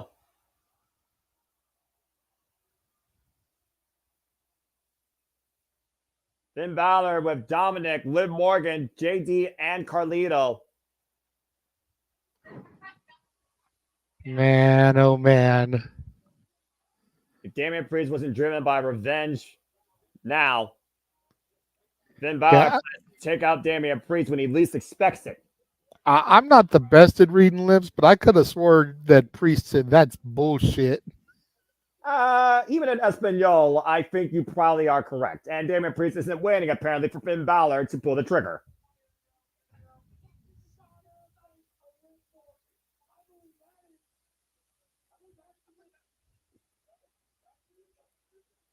Well, I guess we'll have to see if we actually do get any more judgment calls against Damian Priest tonight on Monday Night Raw. As again, Monday Night Raw continues here. First hour commercial free. And thank you, Walter, apparently, for confirming that annunciation. Again, SummerSlam was quite a phenomenal event. Of course, even before the show, of course, there was the WWE kickoff show where apparently Pat McAfee and Triple H did the water take. I just brought Walter in because I thought Liv was going to be on screen. I know JD didn't want any part of that shit. Thankfully, she didn't say nothing. So. Okay. All right. As you were, kids.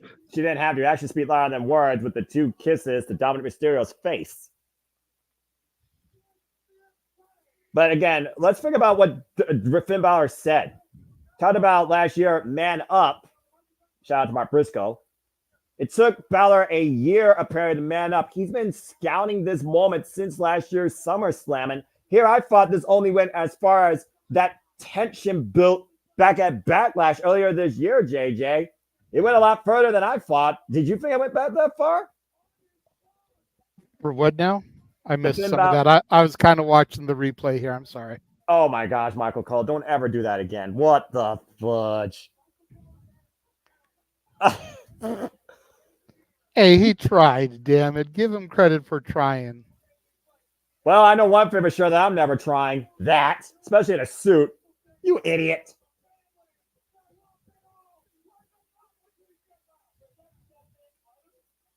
When Scatman was there? Oh, I can imagine what he was faking. And we go backstage to Adam Pearce, and we'll talk more about Finn Balor, I'm sure, before this show. I don't think that's the last we've seen of the Judgment Day. Oh, Considering no, there's I one don't think person that we haven't seen yet. Oh, hello. Big Bronson Reed is not part of the Judgment Day, but he is a big motherfucker. You talked about Sheamus coming off the top rope again. Tell that to guys like Bronson.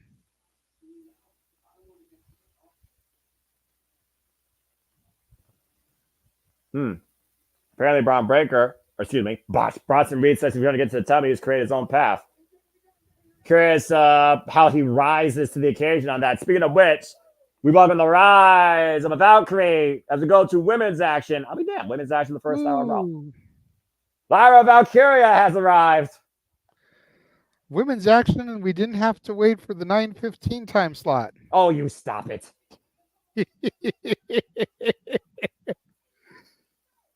Stop me when I'm telling lies, though, Noah.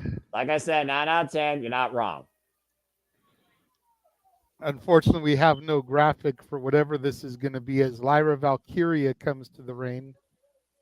Well, again, Lyra Valkyria, though, she's been tagging alongside the party girls, as we call them, of course, Cannon Carter and Katana Chance against the newly formed trio of Zoe Stark, Shayna Baszler, and Sonya Deville. And, of course, we also saw the return of a new and improved, more vengeful Damage Control, where Io Sky had to say, Damage Control needs to change. And they're going back to Lucha Underground with that apparel, almost the Black Lotus Triad look, which I thought they were going to do in the first place.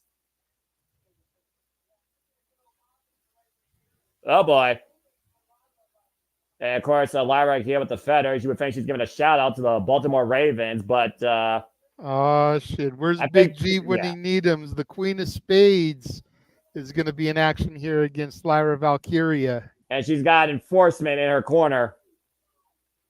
Flying V. Oh, wait. Wrong sport.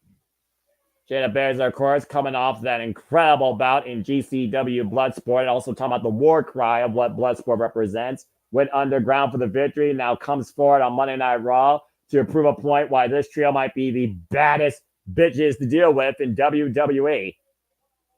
Shayna Baszler goes one-on-one with Lyra Valkyria tonight. But we see, of course, no one's out here for Lyra, though. We got Sonya Deville and Zoe Stark out here, though, for Shayna Baszler. And of course, this has got to be our last match before we get off of commercial-free broadcast. And most likely. We talk about the damage that these three have done, but you got to consider the damage Control did to these three last week. And clearly, these three did not forget about that attack, as we know Sonya Deville will be in action later on against Dakota Kai one-on-one.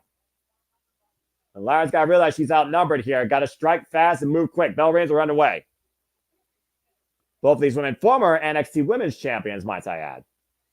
Yep. Shayna going right to Lyra here. Yeah, submission magician right now, just bringing Lyra's arm down to the mat, going to work.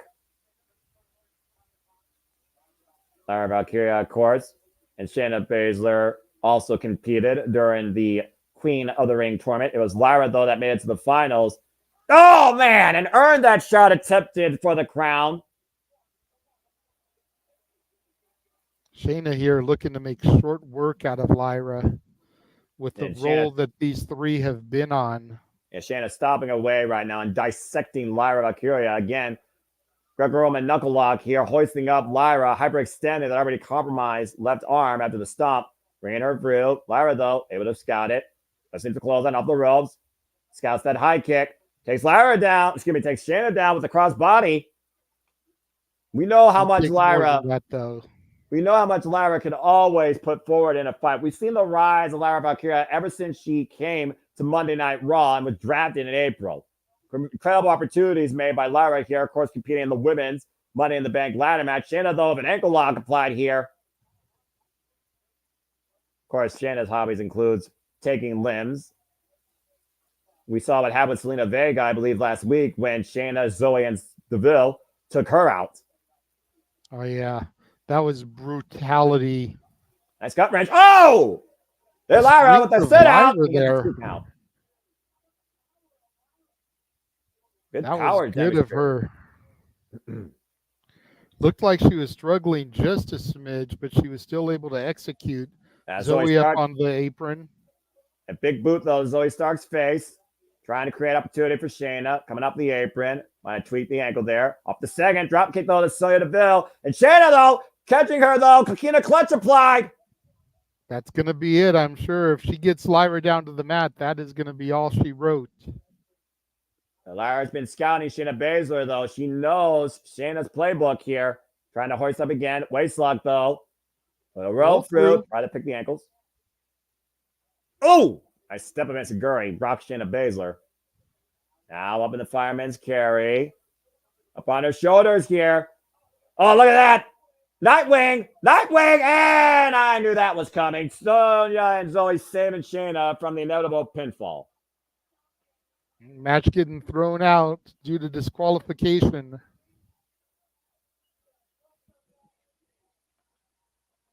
What? Uh-oh. Wait a minute. And here comes Damage Control. Oh. Kyrie saying Io Sky and Dakota Kai racing down the ring. We talked about before. 2 of these 6 women are in action later tonight. Who is the most dominant trio here in WWE? These women battling it out here, and Damage Control getting the better right now of these 3.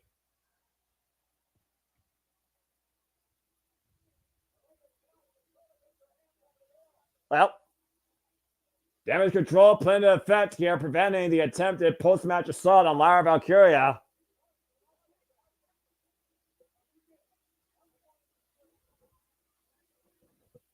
As we get a video package now for the final testament. Yes, folks, that's still a thing. Tick tock, tick tock. We have to fix the cuckoo clock. Probably talk about the fallout with Karrion Kross and Xavier Woods.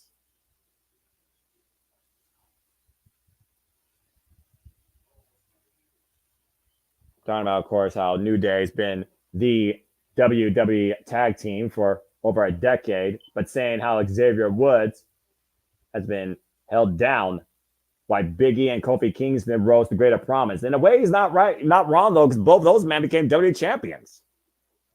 Okay, but how long did it take for them? I mean, Kofi Kingston, it took what, like close to 15 years? Big E close to a decade, give or take. Woodsy's time will come. Karrion Kross saying, well, I mean, I understand, patience the virtue. I get what you're saying. But Karrion Kross basically is saying here that Xavier Woods is too afraid to stand out and be his own man to get to that point. I mean, if we're being real, Kross deserves it before Woods does. I'm just saying. That's a bold statement. Am I wrong, though? In a way, you don't seem like you are, but I will say this. This man was still NXT champion.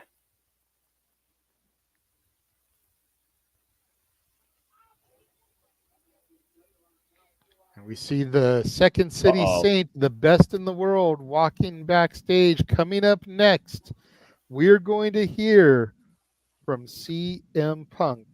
As we go to our first commercial break. Fuck television. But I will say this because this commercial actually matters because, again, as part of this week of non-stop content, we will be back here tomorrow, me and JJ personally covering week 2 of NXT's Great American Bash, headlined by Oliver Page defending the NXT Championship against Ora Mensa. Can he get the 1, 2, 3 minute matter? Stay tuned and find out tomorrow night, 8 p.m. Standard Time on Sci-Fi.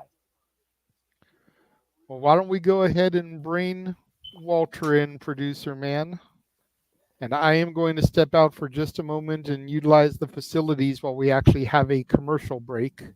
That's a fair shout and a good idea on your part.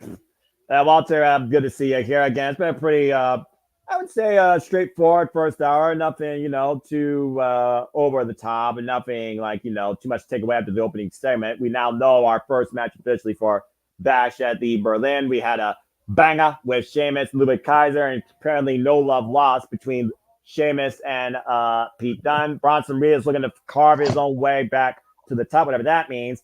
And Finn Balor apparently has been planning this for the last year and says that he's just getting started and will attack when Damian Priest is expected.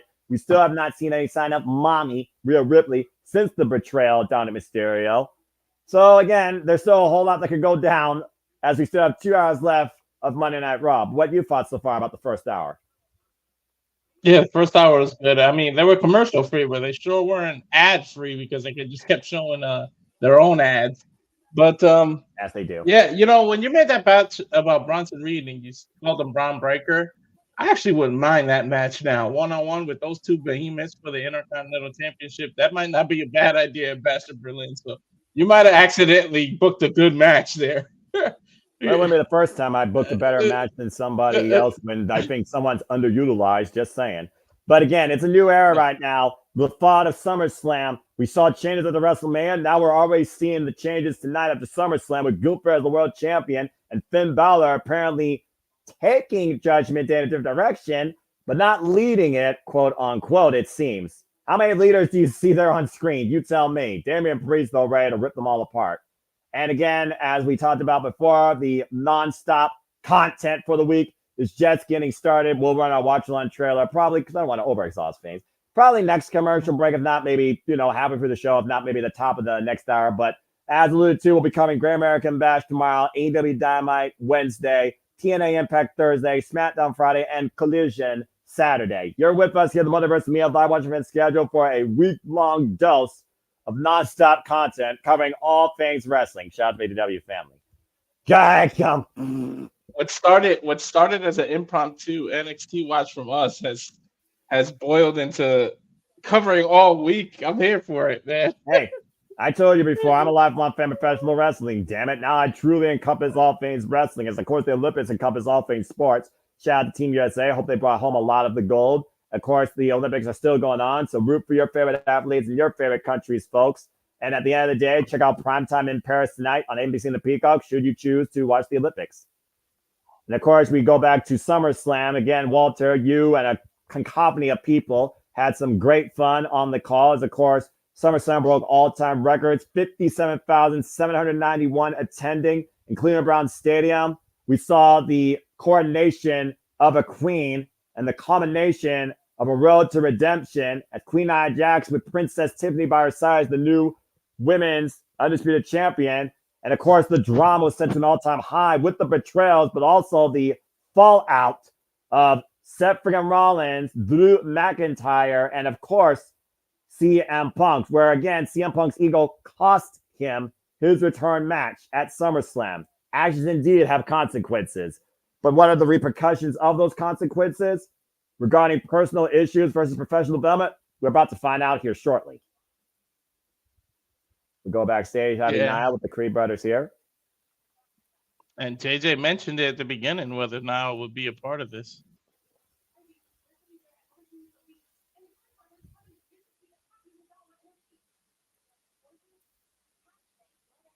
Yeah, Niall saying boys are just passionate. It's saying they have a switch that just goes off. I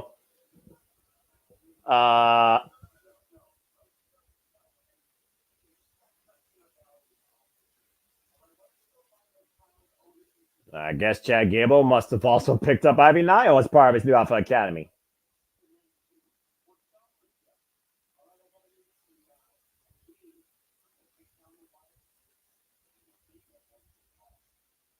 Well, he seems very confident taking down the White Six. Confirmed that that it is the main event, and they say they got their own team that they can keep the name Alpha Academy. So there's a whole new team now. Yeah, we changed the culture. Let's change the mood. Here comes CM Punk. And again, folks, you're with me, Walter Cruz, and JJ Williams through this next hour of normal Monday Night Raw. Hope you enjoy the reactions and the commentary. And we also will say fuck television each time it goes to a commercial break.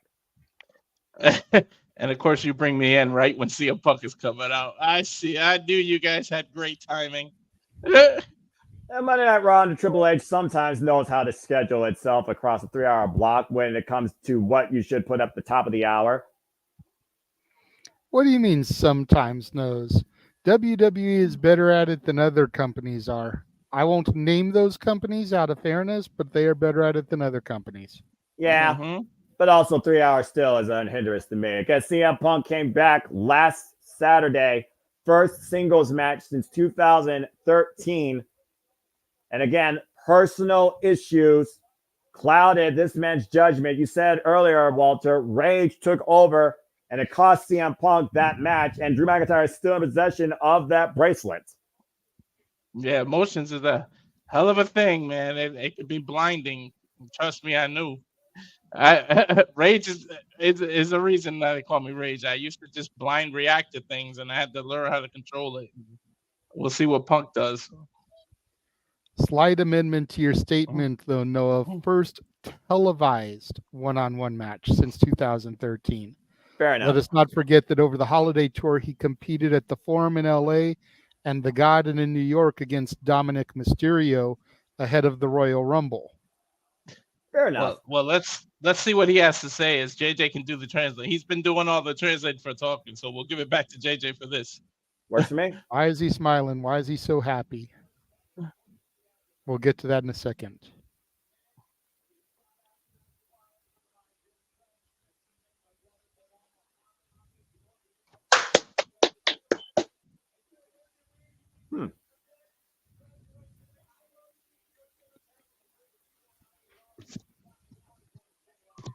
Shouted out somebody who won a gold medal at the Olympics, says he likes to see good things happen to people that work hard.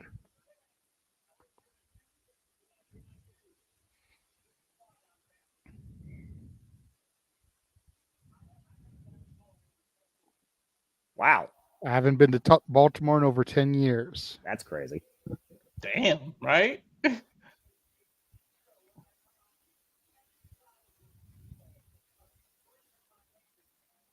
And it feeds my ego when 10,000 people are screaming my name at me. Sometimes I think this man has a bigger ego than all you in Page. And right on cue, the audience goes with it. It makes me happy. Losing doesn't make me happy, but SummerSlam wasn't a guarantee. Baltimore Monday night wasn't a guarantee.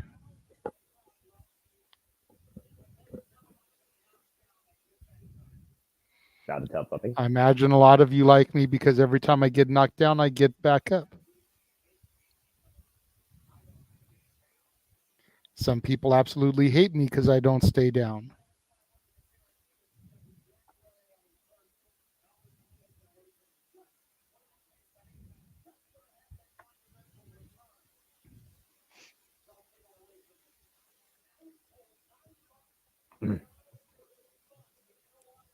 Says he was told in 9 months he'd be able to return to the ring after his Rumble injury. They said 9 months and he did it in 5. All right, Cena.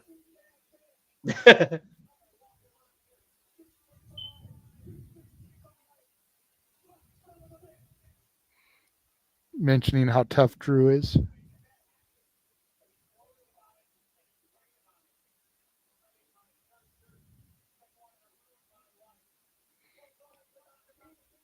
Told lies about him to make him feel better about himself, talking about Drew.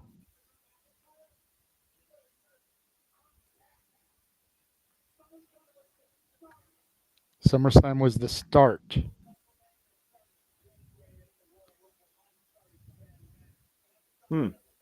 He knows people's road to WrestleMania started in January. His started on Saturday.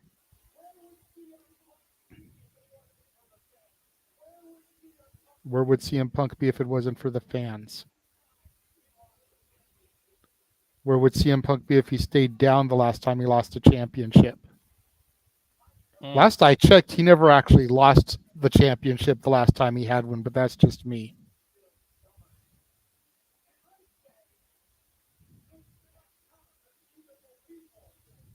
You're absolutely right, JJ, by the way. You are correct, by the way.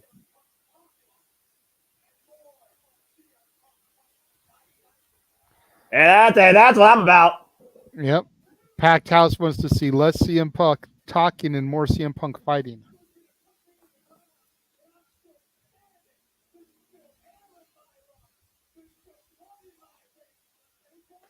Uh-oh. Well, CM Punk did talk about how some people can't stand him. He mentioned Drew McIntyre. I still think the jury is out on this individual, JJ. The man that counted the 3. He is a revolutionary. He is a visionary. At WrestleMania, he was Cody Rhodes' personal shield. Seth freaking Rollins, the man who called it down the middle on Saturday when everybody thought that he was going to be biased. He actually called it fair. That, you know, there are legitimate referees that could take notes from Seth Rollins. I'm not going to name any names. Y'all know who you are. Y'all know who I'm alluding to.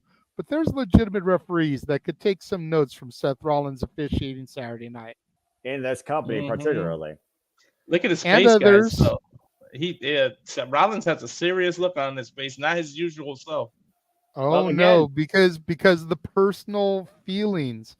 Seth, like I said, Seth, I believe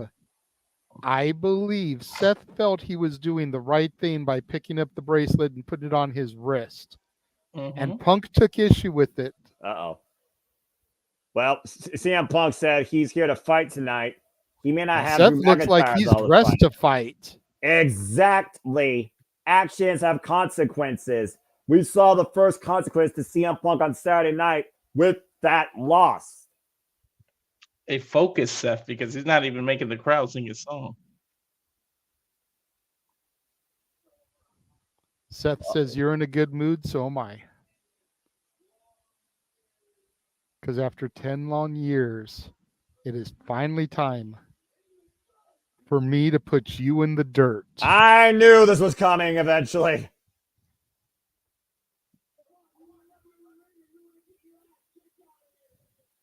You want to let me in the ring, or do you want to get your ass kicked out here?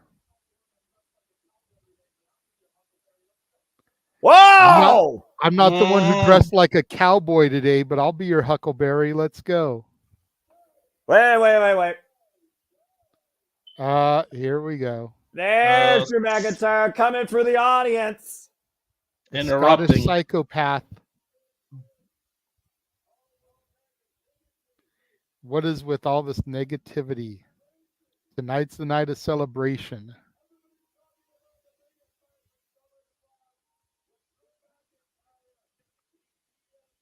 Everyone's talking about when Drew McIntyre beat CM Punk.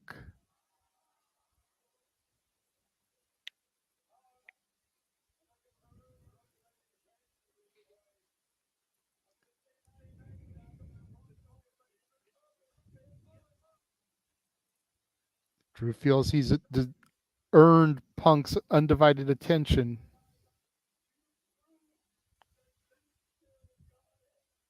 Drew saying that Punk proved he still has it. But you're no longer the best in the world. I am. He proved this Saturday, though.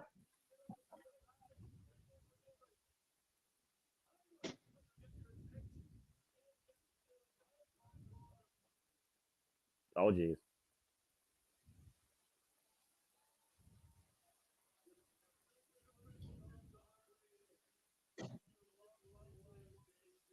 Oh, jeez. Drew saying, guess who's still in my corner? Larry and AJ. That was the last straw. That pushed CM Punk. He's off and running after Drew McIntyre.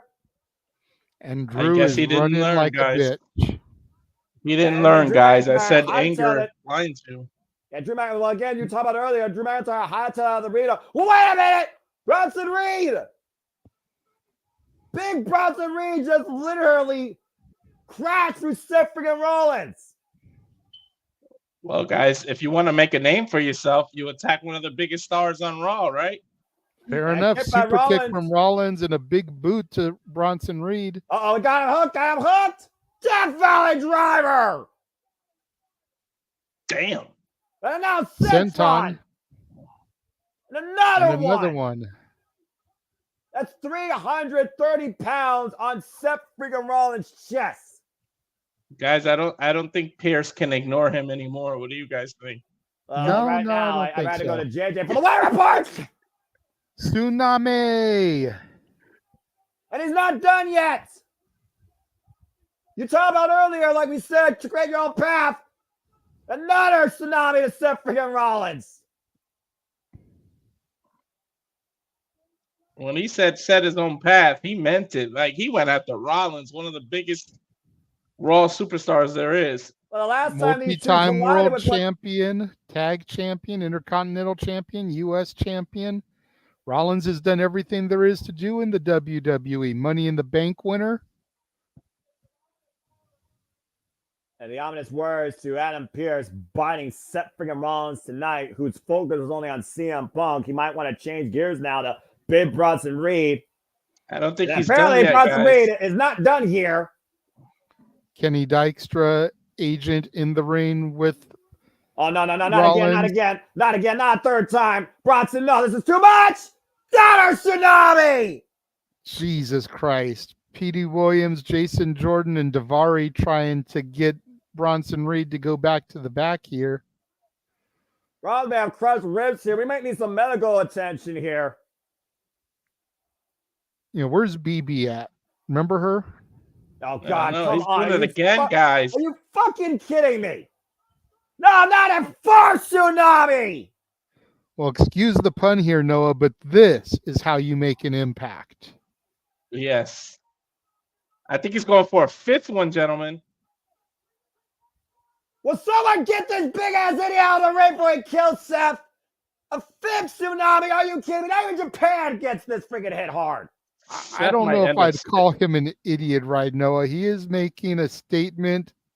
And to Walter's point, how can Pierce look away from Bronson now? Bronson deserves some title opportunities. Well, if he doesn't He get out of the ring deserves soon some here- push. If he doesn't get out of the ring soon here, that opportunity is going to turn into some damn fighter suspension if he's not careful. I wouldn't be And surprised if another Seth's got some- Tsunami! Six. What the fuck? I wouldn't Look be at the surprised if blood. Seth's got. Yeah, I was gonna say if he got internal injuries right now. You tell all these damn gum cronies and these referees, where the fuck is Pierce? I don't know, but Seth might be spitting up blood, guys, pretty soon. Well, you got 330 pounds of a mammoth crashing in your chest 6 damn fucking times. You're probably gonna break or bruise something. So is this the epitome of when it comes crashing down and it hurts inside? There's the blood spitting, I said. And Rollins is seriously hurt. Yeah, whether or not give the man a towel so he could actually spit into that, I suppose. I mean, again, we still have the rest of the show to go, but seriously, they're going to need to scrape stuff off the mat after that. Gentlemen, Seth came for a fight, but he looked for it for CM Punk, and he got it in a whole nother different direction. And He got it TKO'd a whole different way. Oh, Bronson come Reed on. coming again? You have got to be He's still fucking not done, kidding me. guys. Different corner? Get Seth out of the damn ring!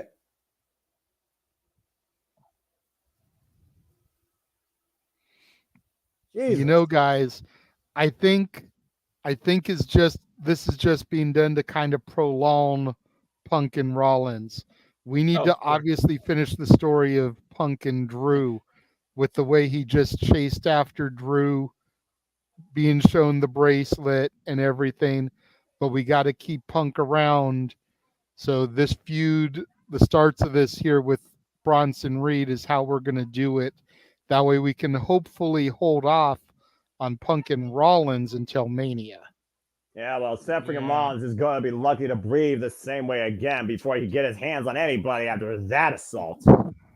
Well, Jesus. Rollins is definitely going to need at least a few weeks to heal from some internal injuries there. Well, as we Like got I a full said, is commercial that the break here. epitome of when it comes crashing down and it hurts inside? Well, that my being insides said- hurt watching that. Well, that being said, while you make that reference, I'm going to go ahead and acknowledge this reference. Acknowledge the OTC and the original tribal chief, as again, we saw Sikoa speared into this week. And this coming Friday on SmackDown, Roman Reigns returns home. Tulsa, Oklahoma, Friday at p.m. Standard Time. And of course, we'll be coming here at the Multiverse of Media. And now we got a full commercial break, so fuck television. I'm Jesus looking Christ. forward now to coming home from work on Friday and seeing the fact that Roman Reigns returns to SmackDown. Mm-hmm. We'll see when Suffering Rollins returns again with oxygen in his damn lungs after those damn tsunamis by Bronson Reed. How about nearly killing a man? Good grief. Well, anyway, That was a hell of a statement and a hell of a way to get yourself some sort of creativity on Monday Night Raw. Noticed by Adam Pearce and Triple H for that matter. If producer man's ready, maybe all of our audience can be look forward to everything we got coming this week if he wants to run that commercial. Yeah, fuck it. Why not? Commercial. Shoot, I'm just here chilling after that. They're gonna need to build some time anyway. After Suffering Rollins is gonna need a spatula to get scraped off the mat.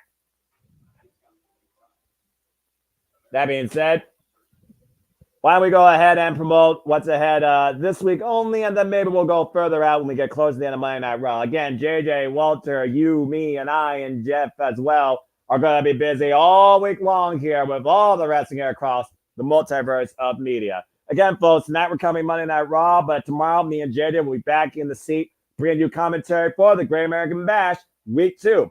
We have Kalani Jordan versus Tam Patrick for the NXT Women's North American Championship. We have the Rascals, MSK, TNA, taking on NXT Tag Team Champions Ashton Nathan Frazier, taking on Wes Lee and let me make sure I get the name right, Zachary Wentz, because fuck old name changes. And of course, we also will see if 1, 2, 3 can actually happen when it matters, when it comes to Ultimate Page defending the NXT Championship against Ora Mensa, still a dumb name.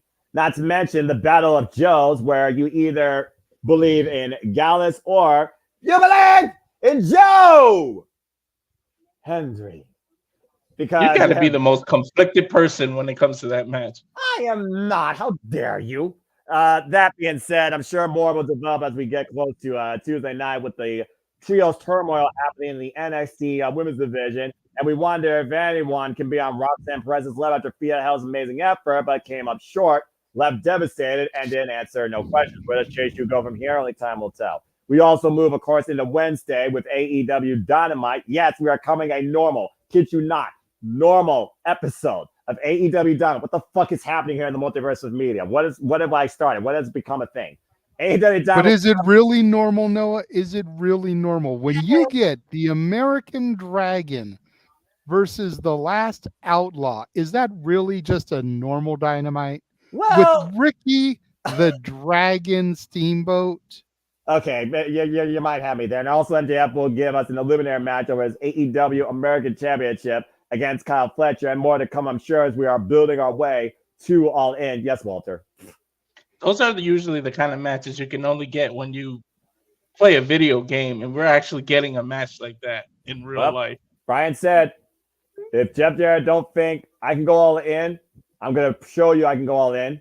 And now I want to see if Jeff Jarrett can go all in. And according to Jeff Jarrett, he wants us to be anything goes, no disqualification. We're not getting Double J. We're getting the Last Outlaw against the American Dragon. And we'll talk more about that and further stuff here later in the Multiverse Me as we are back from Monday Night Raw. Beautiful overhead skyline shot here, Baltimore, Maryland, home of the Baltimore Ravens. We just saw moments ago, though, a friggin' natural disaster occurred as Bronson Reed, with more tsunamis than Japan gets hit probably in a week, wiping out Seth friggin' Rollins and crushing his ribs in the process.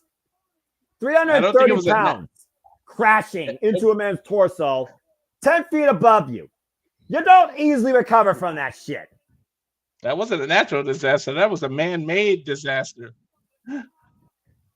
Good God. And finally, we're able to get Seth Rollins out of the ring, away from the impending tsunami. And we got medical personnel probably checking on Seth Rollins as we speak. Here's the man I said can't ignore him now.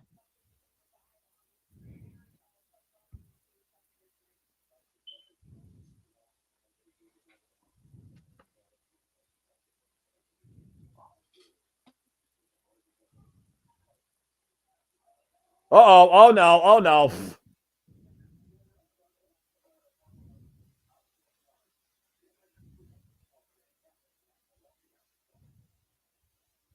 Pierce telling Punk that that Drew is gone. He walked him out of the building.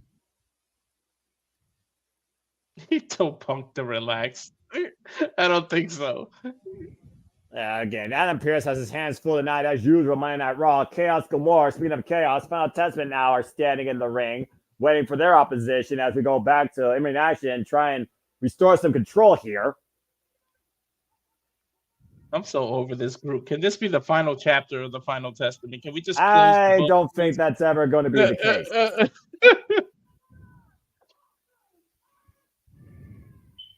Offers of Pain, former NXT Tag Team Champions, of course, taking on former record-breaking WWE Tag Team Champions in the New Day. Kofi Kingston back, who was assaulted, of course, and taken out by Karrion Kross, alongside Xavier Woods, who, of course, lost to Karrion Kross last week. Showing off the new action figures that are based on Ninja Turtles. Let's go ahead and get back on our agenda here. Of course, this all stems from the fact that Karrion Kross believes that Xavier Woods is afraid to step out on his own and be his own man, and is fine being the sidekick to Kofi Kingston. I don't know. I mean, again, you can kind of call that what you will. It's one of those things where you either think you can make it on your own in this business or you can't. But to JJ's point, New Day again, JJ, they have been a united front and a standard in WWE for the better part of a decade. I'm tripping out at their Ninja Turtle costumes. This is just fucking ridiculous. It's cool, Got though. Michelangelo and Donatello in the ring here. Well, if Xavier Woods really wanted to step on his own, he probably would have dressed up as Raphael. Bell rings are underway. Drop kick by Kofi Kingston to, I believe that is Akam of the Offers of Pain. That is Akam. Again, these So giant. we've got Toka and Razor versus the Ninja Turtles. Exactly. What in the 1991 am I watching here? And is Vanilla Ice going to be here to do the ninja rap? I mean, not that I'm trying to make this more so a Jeff Ross roast with pop culture references to movies and cartoons, but WWE did have Bebop Rocksteady played by a couple of superstars, including one that's on Monday Night Raw, tag made. Hey, at least they're not babies this time, JJ. I mean, they could bring back the 80s Shredder. Is Kevin Nash going to pop in and show up as the Super Shredder? Stay tuned for that question. Restaurant quality, non-picture-in-picture, full commercial break, fuck television. There. Now JJ's safe. But anybody else, do you guys feel like, I really feel like this rivalry is pointless unless Woods really does turn his back on the New Day. Well, that's the whole point. If it doesn't lead to that, there's no point to this. Exactly. That's the whole point. If that's not executed, and probably never will based on the Connection WWE universe and, of course, the push of merch, then this will be a never-ending story. It is what it is. Or as James would say, it's whatever. But anyway, getting back to the watch-alongs for this week, the week truly about all the content, all things wrestling. We talked about Dynamite. Of course, we don't know what's ahead for the women's division there as we continue moving forward with Timeless Toni Storm, Mariah May, and of course Mercedes Moné, Double-Breaker DMD, Camille, and who knows who else might show up. And Saraya still looking for a way to get back to Wembley. We move away from AEW though. You and I, of course, will be back here covering Thursday's TNA as we look more towards the Nick Nemeth era as TNA World Champion and who could challenge the Juggernaut, Jordan Grace. And there isn't a whole lot known when it comes to this week, particularly in the TNA, which I kind of find somewhat interesting. But we know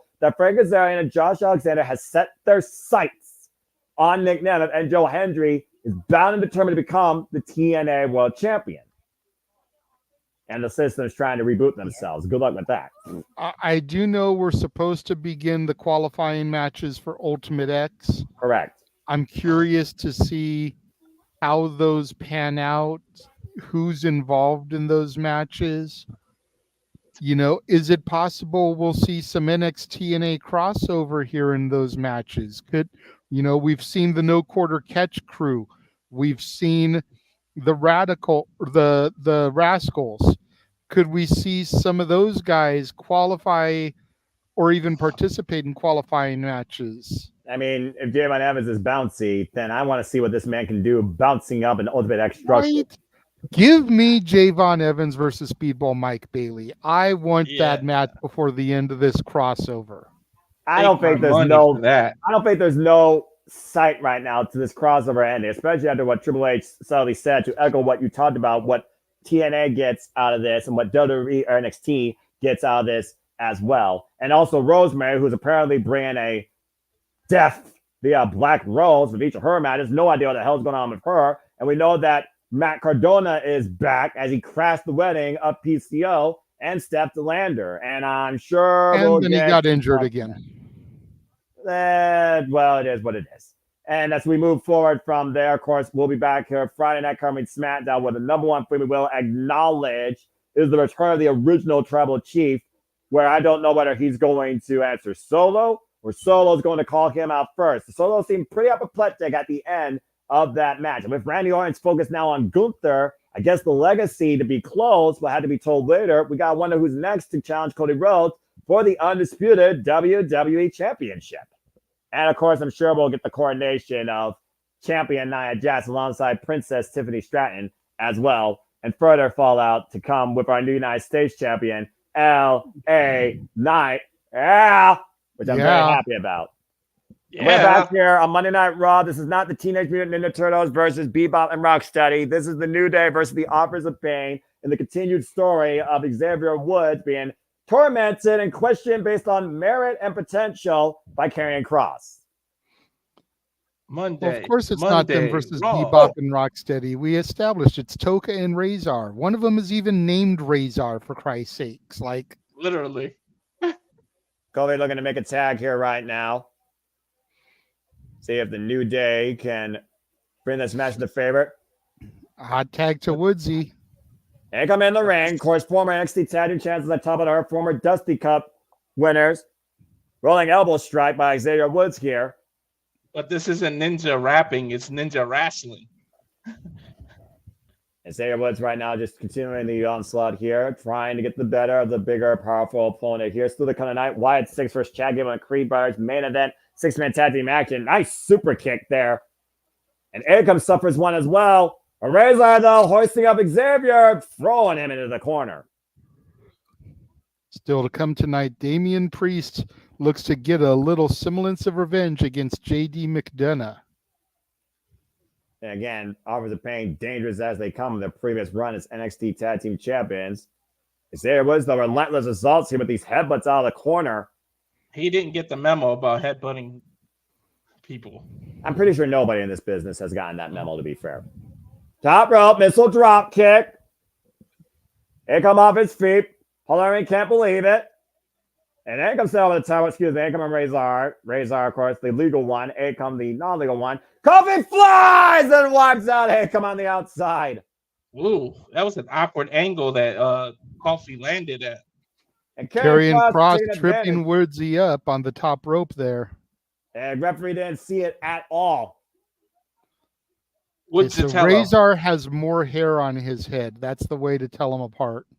Akam is more of a buzz cut. That's fair. Now Razor, though, just trying to get his senses back to those headbutts. Wait a minute. Who is this? Who is that?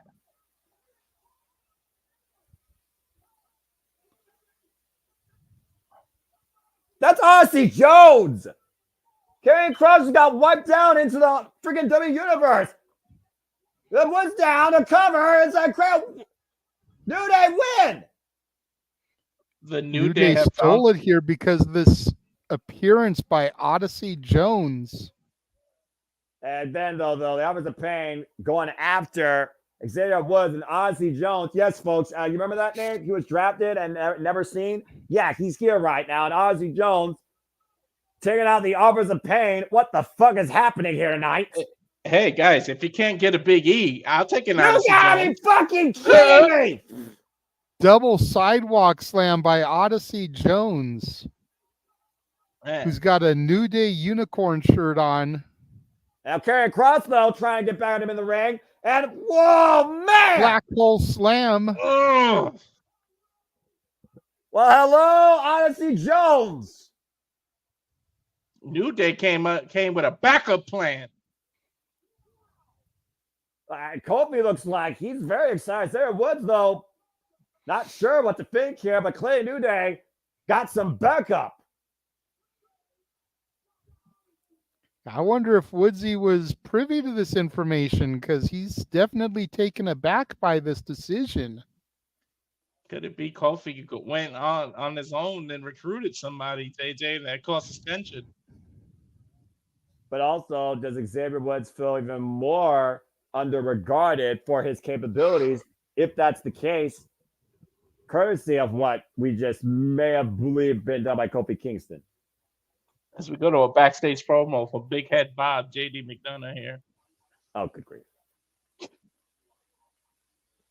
His JD, of forehead course, takes talking up my about- whole computer screen, man. And of course, JD talked about how he sacrificed his body. And of course, saying that Damon Priest never wanted him part of his crew.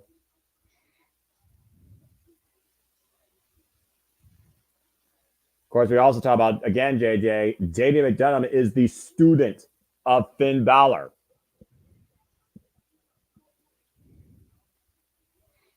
I love this fire from the Irish ace, JD McDonough, man. Been a long time since I've seen it, honestly. And he's making some valid points here. You know, Priest never wanted him around, never wanted him in the Judgment Day. He took bullets for Priest and was never appreciated. And now here he is, tag team champion, and Priest has nothing. Speaking of As having we nothing, go to SmackDown's A-Town Down Under. Oh, good God. What are these two idiots doing here? They're going to be taking on the Awesome Truth as a result of that segment with Jelly Roll from SummerSlam, where they were calling them the Rock and Roll Express or whatever. You think they would take that as a compliment? You got to give Jelly Roll some credit. That was a hell of a choke slam. Oh, no doubt. Jelly Roll was phenomenal, both as a performer and also as an athlete. That was an incredible choke slam. But to JJ's point, tag team action, the Awesome Truth taking on A-Town Down Under, the former SmackDown tag team champions. Up next, we return here live on Monday Night Raw. Buck Television. Oh, these two, though. Good grief. It's a viral moment of a different sort. Man, they went an hour without commercials and went crazy the second hour. Well, like Odyssey Jones, there's a name I thought was friggin' gone in oblivion. As of course, we got a commercial here for the WWE 2K24 video game, the most highest rated WWE 2K game in history, which apparently had Matt McAfee and a bunch of idiots. And I'm sure that, what's her name, Luke's will probably have fun with the WWE Supercar stuff like she always does. She's a good friend. That being said, we're now over the halfway point officially here on Monday Night Raw. So not bad for 90 minutes, to say the least. It definitely hasn't felt like 90 minutes. I feel like the commercial-free first hour made it fly. Yeah, it really did. Yeah. It's crazy when you think about it, especially what happened in the last 30 minutes. I'm here for the Odyssey Jones joining New Day as long as they don't make him do all the dancing and the silly stuff. Let him be that serious person. You realize Odyssey Jones is a huge fan of Big E Langston, right? I know, but still, you want him to be taken serious immediately. You don't want him to start going into that. Look what he just did to the Final Testament on his own. He literally picked two huge 250-pound plus men and sidewalk slammed them both at the same damn time. That's a fair point as well, and I did see. We all acknowledge that. And again, we'll acknowledge by then having him hip swivel. Don't put that. Don't put that on my screen. Just gonna say that. That's a lot of jelly rolling. Just saying. That being said, shout out to Jelly Roll again. Great performance. Great seeing him perform live at SummerSlam. My mom was ecstatic to see me get a clip for her, and clearly passionate WWE fan, demonstrated it quite fully. And hey, that was a hell of a choke slam. I wouldn't mind seeing him do that again and again and again to those two particularly. Just saying. That being said, of course, we are going to be back with SmackDown. I talked about we're going to acknowledge the OTC, the original Tribal Chief, as well as, of course, we're going to acknowledge our new United States champion and new WWE Women's Undisputed Champion, as now we have Queen Nia and Princess Tiffany ruling SmackDown. So we'll see what happens. And as far as the tag team titles go, if JMN is injured and DIY cash in on their rematch opportunity, I can see DIY honestly getting it back against Tonga Loa and Tama Tonga, where Tonga Loa has not figured out his cue yet in WWE. Just saying. Or could this be where they bring Hikuleo in to do the Freebird rule and allow Hikuleo and Tama Tonga to be the champions due to the injury? Or going even further, because you saw the picture I sent you, who was in my very section. Yes. The son of Umaga, Zilla Fatu might come forward and be part of the bloodline. There's no telling what's happening at this point. Zillow's version of the spike, the Samoan spike, is ridiculous. The way he jumps and does it, holy hell. Yeah, the velocity behind it. He could literally punch a hole in someone's throat that's not smoking a cigarette. It's ridiculous. Speaking of ridiculous, we will also be covering Saturday night AEW Collision, primarily for one reason only, officially known. It will be a, can't believe I'm saying this, Texas bull rope match. I need a little cowbell between not men, but two of the fiercest women that could kick any man's ass, and being perfectly honest. La Mera Thunder Rosa, owner of Mission Pro Wrestling, of course, we'll cover next week in here on the Multiverse of Media, and the Virtuoso, Dion Perazzo, who now has 3 wins on Thunder Rosa. You would think Thunder Rosa would learn by now. You don't mess with the Virtuosa as she crafts this art of this new era in AEW through this chaos. Speaking of chaos, we'll also be covering chaos later this year, as it was made official, JJ. The last WWE of the year, Survivor Series War Games 2024, will take place in Vancouver, Canada. And of course, all outlets now know that. Yep. Pissed off the founder here, the man whose name is not on the marquee because we still have the fuck television graphic up.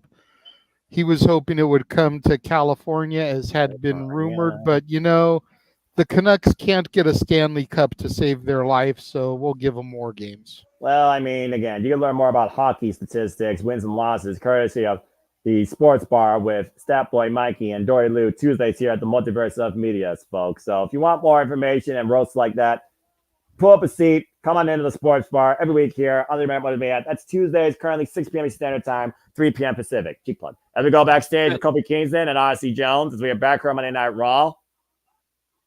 I'll tell you what, I know better than to go to Vancouver in November, so we'll be home calling that. I ain't going to Canada in November. I don't know how much it snows there in November, though, to be fair. That is a powerhouse and a half. Notice, guys, it's just Kofi backstage right now with him. Well, no, Woodsy is there too, but Woodsy definitely seems a little bit put off. I don't think that Kofi cleared this with Woodsy before it happened. Exactly.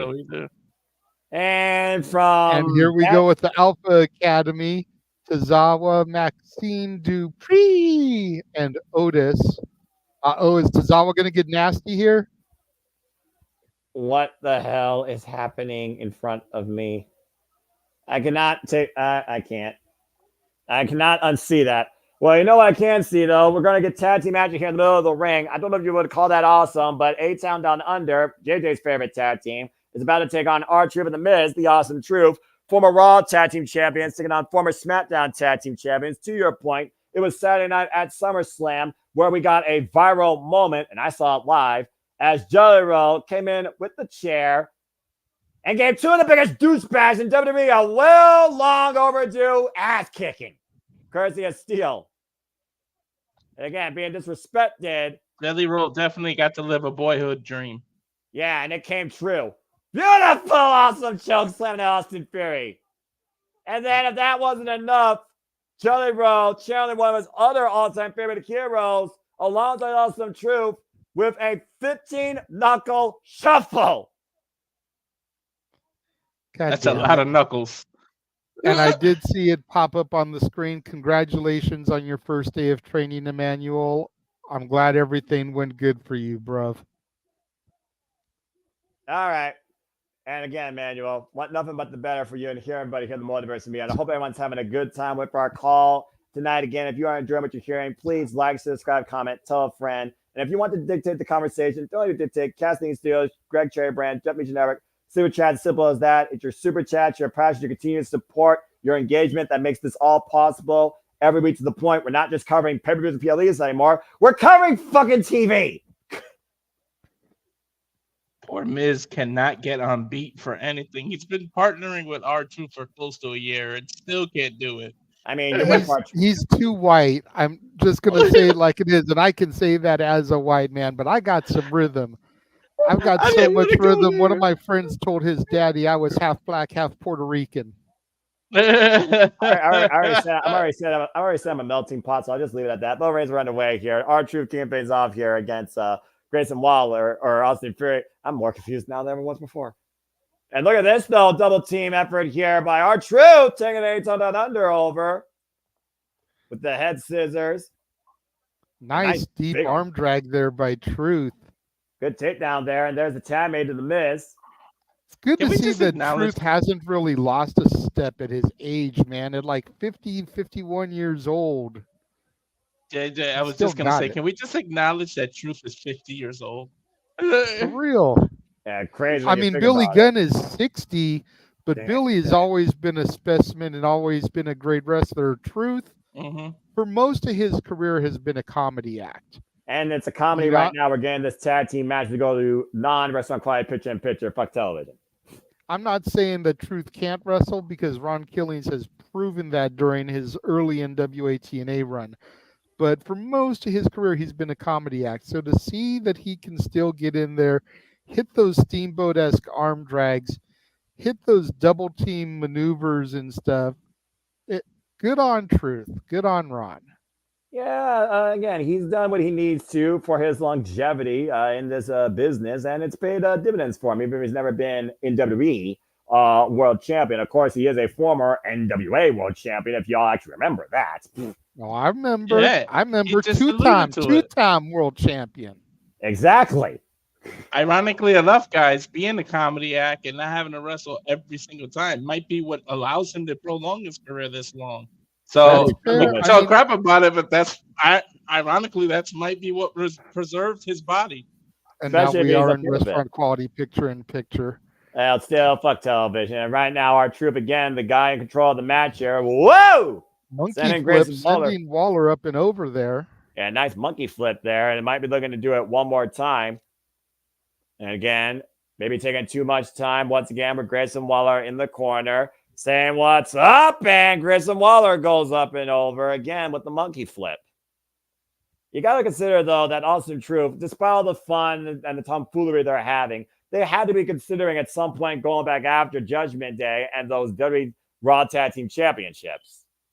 You would think tag to Austin Theory, Oh! by the way, blind tag. Yeah, and again, that roll through drop kick.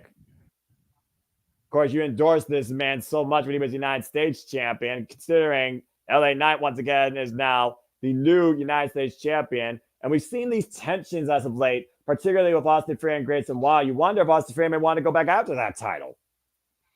Quite fair, quite fair. Yeah, to your point, I've supported Austin Theory since I first saw the kid. There is just something about him to me. And I know that there's some people that don't see it, but in the next 5 years, I think Austin Theory is going to have been WWE or World Heavyweight Champion. And Grayson Waller, of course, formerly involved in NXT, came very close to becoming NXT champion multiple times occasions. over. Yeah. Oof. Nice snap suplex there. Shoot the half of the cover. Kick out too. We'll see if Theory has it in him to be a face. If that's what this breakup is going to lead to. Well, I mean, it definitely would be a unique turn of the page, as again, we're turning so much around in this era, the Paul Triple era, as we're looking at further cross-brand fallout here, more than WrestleMania at this point, with what happened at SummerSlam. I mean, we saw the arrival of Odyssey Jones, first time we've seen him since he got drafted back in April. We've had the former SmackDown Tag Team Champions now on Monday Night Raw. Not to mention Randy Orton of SmackDown confronting Gunther at the beginning, and we have our WWE World Heavyweight Championship match made now at Bash to Berlin. And even though he isn't appearing this week on Raw, gentlemen, you've got to figure if Roman Reigns is going to start putting together the OG bloodline for potential war games, both Sami Zayn and Jey Uso are Raw superstars. He is going to have to make an appearance here at some point. Mm-hmm. Now, right now, we're back here on Monday Night Raw. Attempted double drop kick here by A-Town Down Under. R-Truth able to scout it. Sidestep to Austin Fury. Again, folks, Walter Cruz, JJ Williams. Box sidestep Waller. Big boot to Theory. Well, again, these two, they pretty much are one and the same. One just got a bigger ego than the other, and one is a former United States champion. There's a reason why they became together a tag team. One's got a full-on goatee. The other one's clean-shaven, bro. I saw the back of their head, JJ. The back of the head does not look that much different. That's fair. That's fair. That is fair. When you see only the back of the head of somebody, a lot of people's back of the heads pretty much look pretty similar. Both men Miz sent down getting face fired first up, by the guys. Miz. Well, I mean, again, he's coming up hosting a freaking PLE in a stadium in his hometown of Cleveland, Ohio. But was he really hosting? We saw him for 2 segments. And Right. you know, Miz will take publicity anytime he can get it. And Miz right At now least off he the was ropes. at least he was in the stadium with 57,000 plus, and enjoy that because the Browns will never fill up that stadium that much. Damn! Well, I wouldn't go that far. You realize Josh Walter. Mansfield might be in the chat right now, right? Okay, first of all, Mansfield is in the chat. He's been commenting along. Second of all, I wouldn't go that far because I'm sure that the capacity, crowd, and possibly even the record Recover. that was set were for Browns games when the field first opened. DDT by the Miz. Austin Theory covered now by the Miz. Gets a 2 count. I'm actually surprised they didn't do a bigger number. Me and Noah were talking on Simply Predicting about how the record was like 73,000 and how WWE probably could have easily put 75 or 80,000 in there, but they only did 57, which is less than capacity. So, you know. Yeah, I think it also has to do with the timing also as well, considering where we're at in the year. And I'm not saying and as hot as it's been in your neck of the woods. It was so damn humid. I am so effing over this humidity. Truth here with a blind tag. Tag made though, crossbody. Look at the leg. Between SummerSlam and the Guardians game, there were over 95,000 people in that one section of Cleveland. Oh, Truth though. Oh no! And he got an AA though to Grayson Waller. Inadvertently took out his own tag team partner. Fury though Austin is legal. Theory ready. Is he gonna get it? Down under. A-Town down. Look at the leg. A-Town down under just beat the former Raw Tag Team champions. I can't lie, gentlemen. I wasn't expecting that. I thought Awesome Truth were going to win this one. That A-Town down under, though, to JJ's point, putting our Truth down for the 3 count after Truth not only took the match for himself with a blind tag, inadvertently took out his tag team partner with a nod out to his all-time favorite hero, John Cena. We might be. We were talking about the A-Town Down Under breakup. We might be talking about the wrong team breaking up, gentlemen. It wouldn't be the first time. I'm just saying. As we go to a Priest promo now. Yeah, I was going to say, go to the former El Campeon.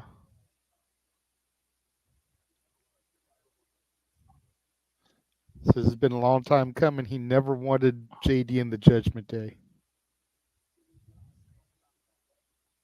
But there was one guy that always wanted him in it.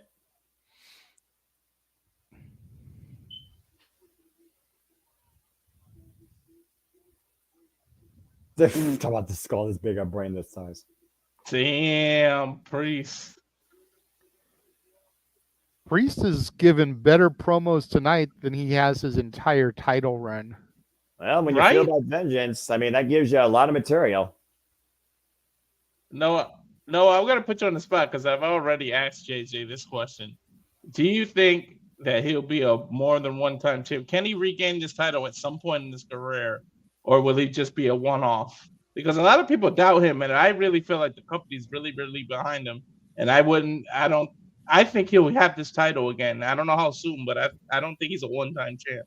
Someone tells me Damian Priest showed the world a lot, especially at SummerSlam, where he walked in as champion. He didn't walk out with the title, but he still walked out and performed as a champion. For me, Damian Priest is a success story and definitely somebody that can get the top prize again down the line. But for right now, Judgment Day has arrived. Yeah, I was going to say, here comes JD McDonough along with Carlito to take on Damian Priest here. Am I the only one that half of the tag team champions, belt in hand, Carlito with his trademark Granny Smith apple. Am I the only one that thinks that Carlito's just like, you know, the extra guy of the group at this point? It's like, we got all these people, and there's Carlito. Anyway, Damian Priest versus JD McDonough. One-on-one here. JD McDonough sent by the marching orders of Finn Balor to take out the former El Campeon. No, when you see them all in Carlito there, it's like one of these things just don't belong here. I'm just saying. But maybe he'll prove me Wait, wrong this match. you know what I'm a little afraid of, guys? Now that he's no longer Judgment Day, that means Priest has got to get a new song. Please don't be some generic. Yeah, Oh, that's true. yeah, No, he might because be debuting a new song. he's had his own song for a minute. It still That's was true. like Judgment Day-esque, but it was him singing the lyrics. That's true. Maybe they'll just change the Titantron, if nothing else. Because to your point, he's no longer Judgment Day, but he damn sure still is that Archer of infamy, fueled more than ever before to shoot that arrow through the entire heart of his former running mates. And JD Medina might be the first target struck tonight. As we got another full commercial break here. Fuck television. Ay. Oh, man. Well, again, though, you talked about before what really develops a character, what develops a professional wrestler. You were talking about that maybe being one of Damian Priest's best promos.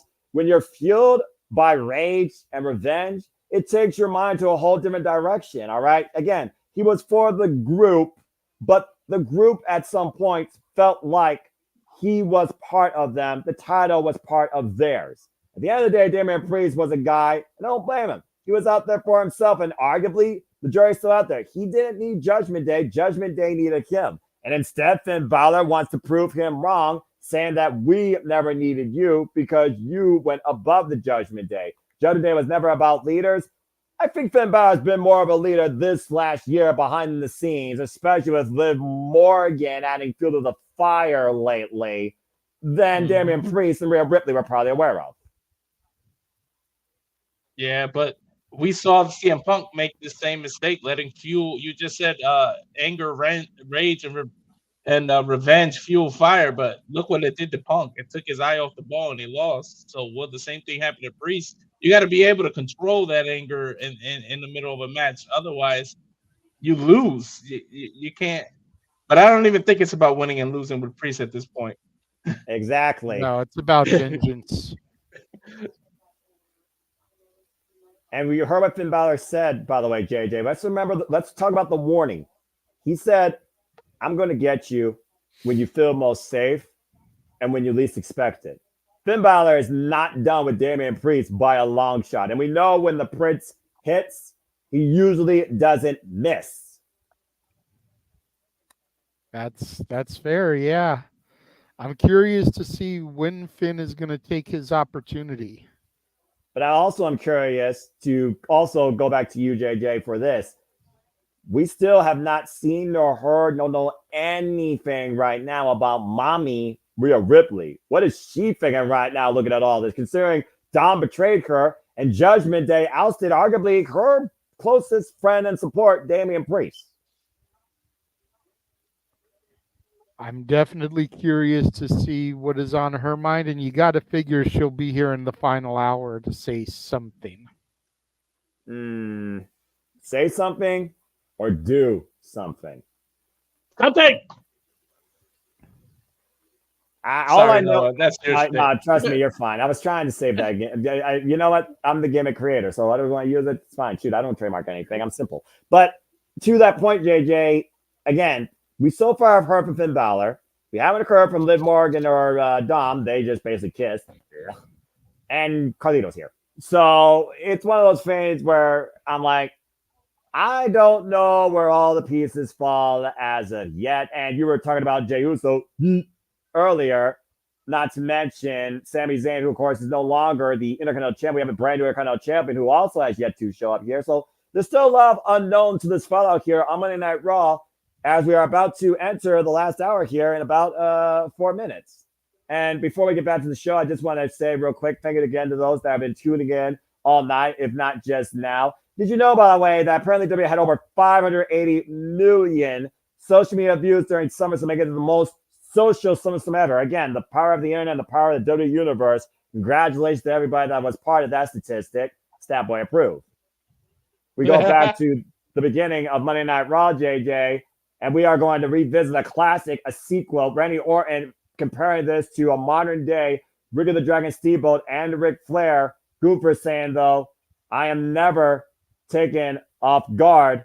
And Randy Orton saying, I don't have to take you off guard. I just have to hit you, not out of nowhere, just from anywhere. And he wants Gunther to see it coming.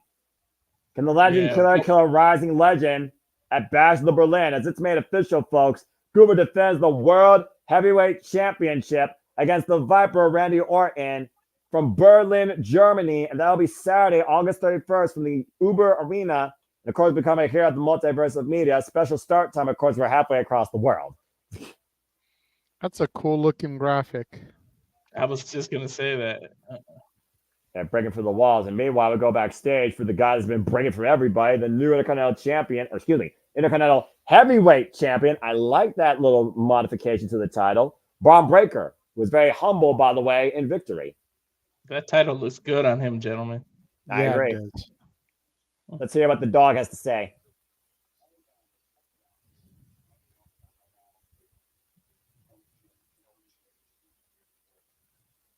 Okay, let's talk about how long. Less than 3 years. He's debuted on WWE television. Again, straight out of NXT. Yeah. Less than 3 years since he's debuted on television, gentlemen. He's a two-time NXT champion, former NXT Tag Team champion, and now your current reigning and defending Intercontinental Champion. Braun Breaker saying that he is the hunter and the entire WWE locker room is the hunted. He is not the target. And anyone that tries to take that away from him, he feels sorry. A rookie year like he had a few years ago could be compared to people like Brock Lesnar. For real. I mean, honestly, it's hard to argue if this guy truly is not already or will be the next big thing. Now that he holds the Workhorse Championship. Mm-hmm. See that side plate?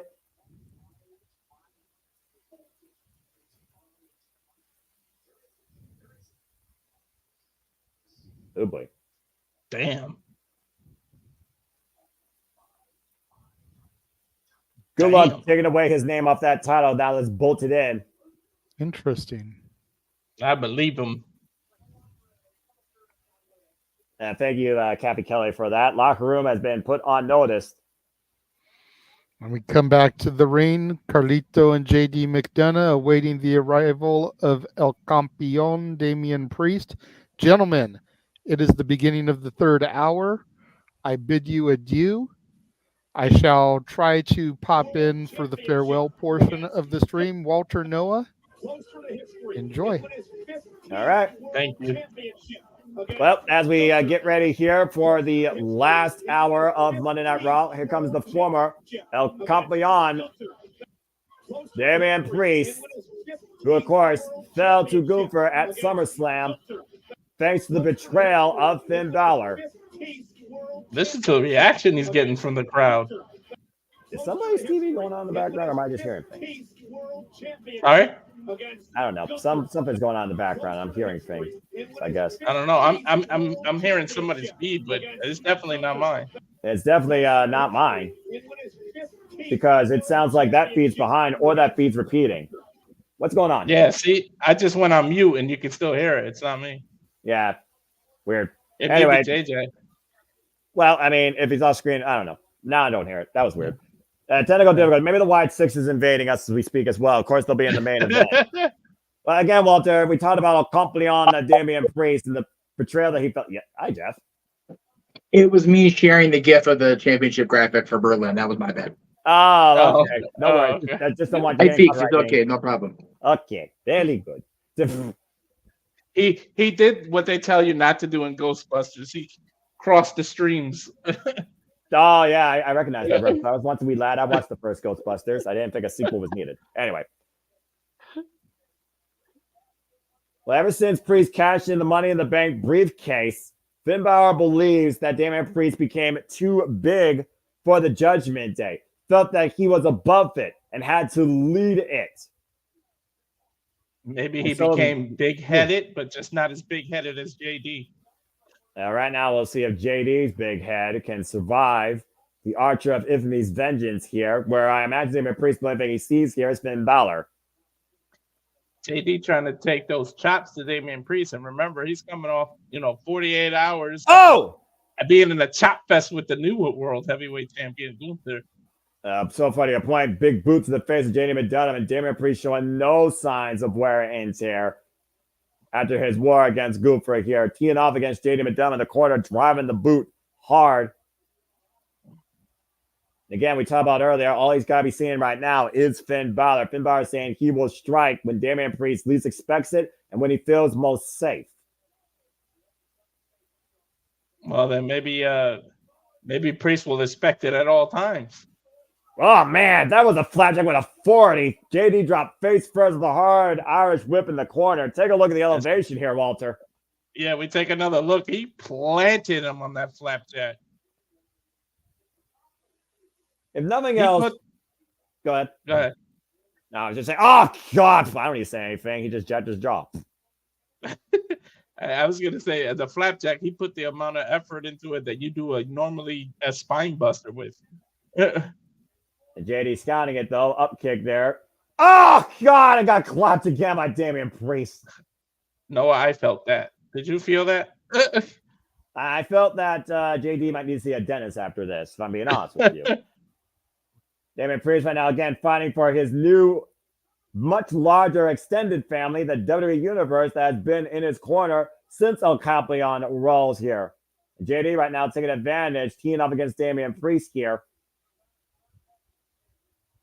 JD stomping him down, stomping a mud hole on him. Again, Gunther literally turned Damian Priest inside out with those kicks and chops to your point, and incapacitated him in a sleeper hold, not to mention wore him down with those power bombs. JD with the drop kick in the corner, and now back in control. You got to keep your eye on that sneaky son of a bitch Carlito there. You could see when he was in the corner, but the referee caught him, but he looked like he was trying to make his way over to that corner. Well, again, Damian Priest was always uncertain about Carlito even being part of the Judgment Day, let alone associated with them. Oof, chopped to the back of the head by JD McDonough. Priest literally didn't want either one of these people in the Judgment Day, and now they're teaming up against him. Big elbows forearm here, though, by JD, teeing off against Damian Priest. Damian Priest trying to back up his feet and does so. Another big elbow smash there. And I'm not sure if you want to infuriate the former El Campeon. God, man. A forearm shot. JD still fighting back, though. Not sure if he's going to be able to fight back after that kick.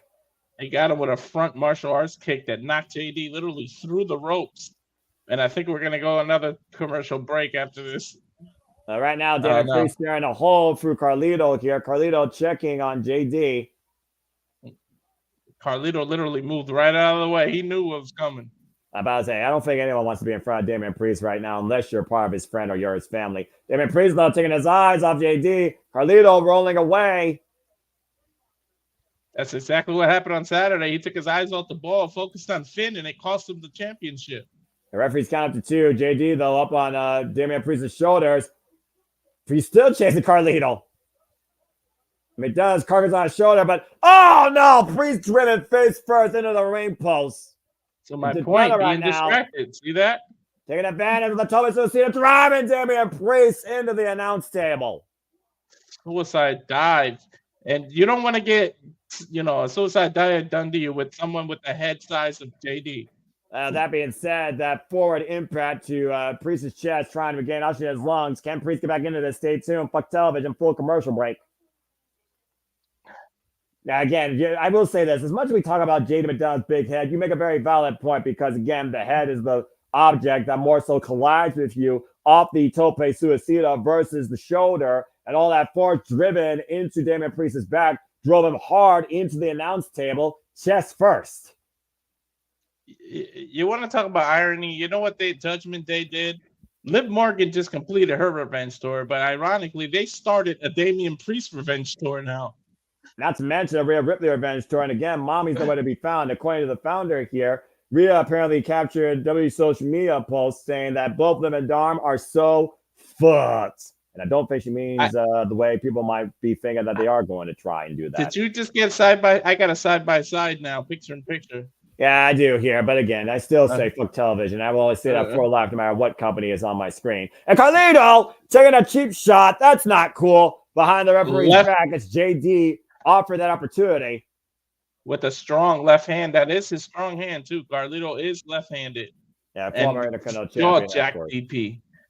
And JD firmly back in control here, teeing up against El Campeon, of course. JD, former challenger for the NXT and NXT UK championships, and the former WWE Cruiserweight champion.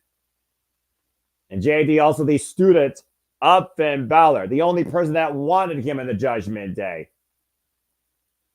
Now, JD right now, Damian Priest still fighting back from underneath, though. Just teeing off with these body shots, creating distance with JD. But JD, able to scout that last one, though. Takes Priest down hard by his braids.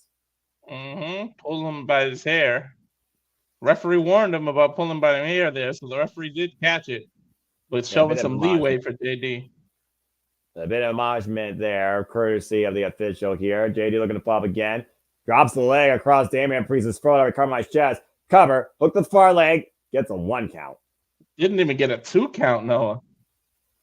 We talked about earlier how much Damian Priest is fueled on vengeance, but also, though the tape, Damian Priest is the stronger of the two, and arguably has better conditioning than JD McDonough, considering what wars he's been put through, as he was El Campeon, since cashing in back at WrestleMania. The ref checking on if Priest wants to give it up, but he's pushing the referee away from him, saying no. Well, JD trying to wear Priest down right now with a sleeper hold. Again, Priest trying to get back to his feet. JD, though, changing strategy. Knees to the point of the spine. Flop off the ropes. And another big knee strike to the front. Taking Priest down. And once again, going back to the submission. JD's no Gunther, but this is what caused Damian Priest to pass out and lose his title. It was a sleeper hill with a grapevine. Yeah, but it also followed after an attempted sleeper that Damian Priest was able to fight through and nearly get a pinfall counter victory to. Not to mention the second sleeper hold wasn't applied until he was powerbombed again by Gooper, already incapacitating Damian Priest before he had him down on the mat. And Damian Priest right now getting back up to his feet with JD McDonough on his back, refusing to go down. All rise for El Campeon. And JD McDonough right now. He literally rolls from the sleeper to the feet. Bringing the ears of JD McDonough there. Now hoisting him up. South of heaven. Whoa, wait a minute. Whoa! Got it, a diving headbutt. That was a beautiful reversal of the South of Heaven by JD. Priest in trouble. Moonsault connects. Off the top rope. Shoot the half. Hook the far leg. Kick out by Priest. Oh, I hope they show the replay. That was a beautiful. No, they're showing the moonsault. But that was a hell of a reversal of the South of Heaven there, Noah. Yeah, and a picture-perfect moonsault follow-up for the near fall. Damn, I hate to give JD credit, but geez, I don't think I've ever seen anybody do that to get out of the choke slam. And again, trying to bring him for Devlin inside. Damian Priest, though, brings him down hard with the flatliner. Priest trying to feed off the fans now. Yeah, his extended family that's been with him ever since he came forward in WWE, before Judgment Day. And JD again teeing up against Damian Priest. He's JD literally smacking him. And Priest fired up, though, teeing off here. That kicking back will come into play. Another rolling elbow strike. Rocks JD the ropes. Another elbow strike. Rocks JD coming in. McDonough may be out cold here. He made it. The stick slapping him might have woken him up there, Noah. Again, we talked about kicking into that other gear here. And Priest jumping into the corner, flying in with the elbow strike to the side of the head and neck. Now hoisting him up. Good night. Broken arrow. Release Falcon arrow. Front halfway across the ring as JD rolls to the outside. And what Damian Priest thinking here now? I don't even know how JD is on his feet, by the way. And Priest, oh my God! He ain't on his feet anymore, Noah. And out of that friggin' shoulder tackle, up and over goes JD across the announce table. As Priest putting JD back into the ring, I think we might get South of Heaven now. Yeah, I think someone else might be left after a friggin' car wreck of a mistake. Might need to bring the ambulance back here. Remember, guys, Balor's in the building, Noah. So he said at least expected this match. We haven't seen him interfere in this match, but Balor's somewhere in the building. Yeah, and again, right now, Damian Priest might be finally changing him and done himself of heaven after wiping out. Oh, wait a minute, to your point, Finn Balor! Finn Balor told Priest, I am going to get you when you feel the most safe. I said his name and he appeared there, Noah. And also look who's out here. Uh-oh. Priest staring a hole for Finn Balor's heart if he has one, while all of Judgment Day is out there. The numbers game here. Damian Priest being held down by JD and Dominic Mysterio. It's a mauling here against the former El Campeon, and Liv Morgan taking it all in from ringside. Does Priest have a friend here that can help him though? Right now, Carlito holding him up though, and Finn Balor and Dominic Mysterio and JD teeing up, and Damian Priest flying back though. Up and over goes JD. Dominic Mysterio sent to the outside. Damian Priest looking to Carlito, and Finn Balor and Priest are isolated in the ring. Did you see the way JD landed? I didn't like the way his knee spun. And Finn Balor trying to run for his life right now, has nowhere to go except maybe south of heaven, straight to hell, up in the Razor's Edge position, and then Morgan saving Finn Balor. Damian Priest trying to be a gentleman and not shot put his hands on Liv. And a mauling now by Dominic Mysterio and Liv Morgan. We have Rhea. Mommy's here. And she Dom's ain't still ready stomping. to fuck Dom up. And Dominic and Liv Morgan making a beeline out of this stadium. And Rhea Ripley has Liv Morgan in her clutches. Face first in the ring post. And Dom left Liv hanging. Would you want to be in front of Mommy when she's angry? I wouldn't, but turn apart the announce table. Liv might want to think twice about being on Dom's side when he left her hanging in the clutches of Rhea. Liv Morgan has this long overdue for her, if I'm being perfectly honest, after what happened on Saturday. Dom might save her here. Dom, yeah, I knew it. And Dominic Mysterio, the coward, saving Liv Morgan from Mommy's wrath for now, while JD is still teeing up against Damian Priest inside the ring. JD left all alone. All of Judgment Day is out of there. But Rhea Ripley and Damian Priest are there with JD. Oh, the headbutt! Headbutt into the south of heaven. Take him to hell, south of heaven! And Carlito's just standing there on the outside. Well, you got a vengeful Rhea Ripley and an absolutely furious Damian Priest on the inside of the ring. I wouldn't want to get near these two on their backside. Well, at least Rhea, for the time being, and Priest are on the same page. Oh, this is far from over. This is just freaking beginning here. Both these individuals betrayed by people they held as their family will not stop until they get their revenge. We might see a branch off of the Judgment Day as Priest and Rhea are hugging. Wow. That was a hell of a statement there by Rhea Ripley and Dominic Mysterio. Dom is a dirty little hamster. It's wild out here. Whew. That's a funny-ass sign back there. Well, again, we talked about action, emotions running wild here all night, but it wasn't wilder than the moment we acknowledged Saturday night with the return of Roman Reigns. As we're going to the highlights now, showing Solo got a little too full of himself, huh, Noah? Well, I mean, ever since WrestleMania, where he said losing has consequences, the previous tribal chief was weak. I will bring this back home to the family, and anybody that did not acknowledge him by demand was taken out. Anyone that tried to oppose him was taken out. Kevin Owens, Paul Heyman, Randy Orton, and of course, the very first victim, Jimmy Uso. As Cody fought valiantly against Solo Sikoa, Solo was able to scout most of Cody's offense. It was a great, insane back and forth contest, but it was bloodline rules, meaning anything goes. And we saw the bloodline in full try to help Solo Sikoa to victory, starting with the Tongas.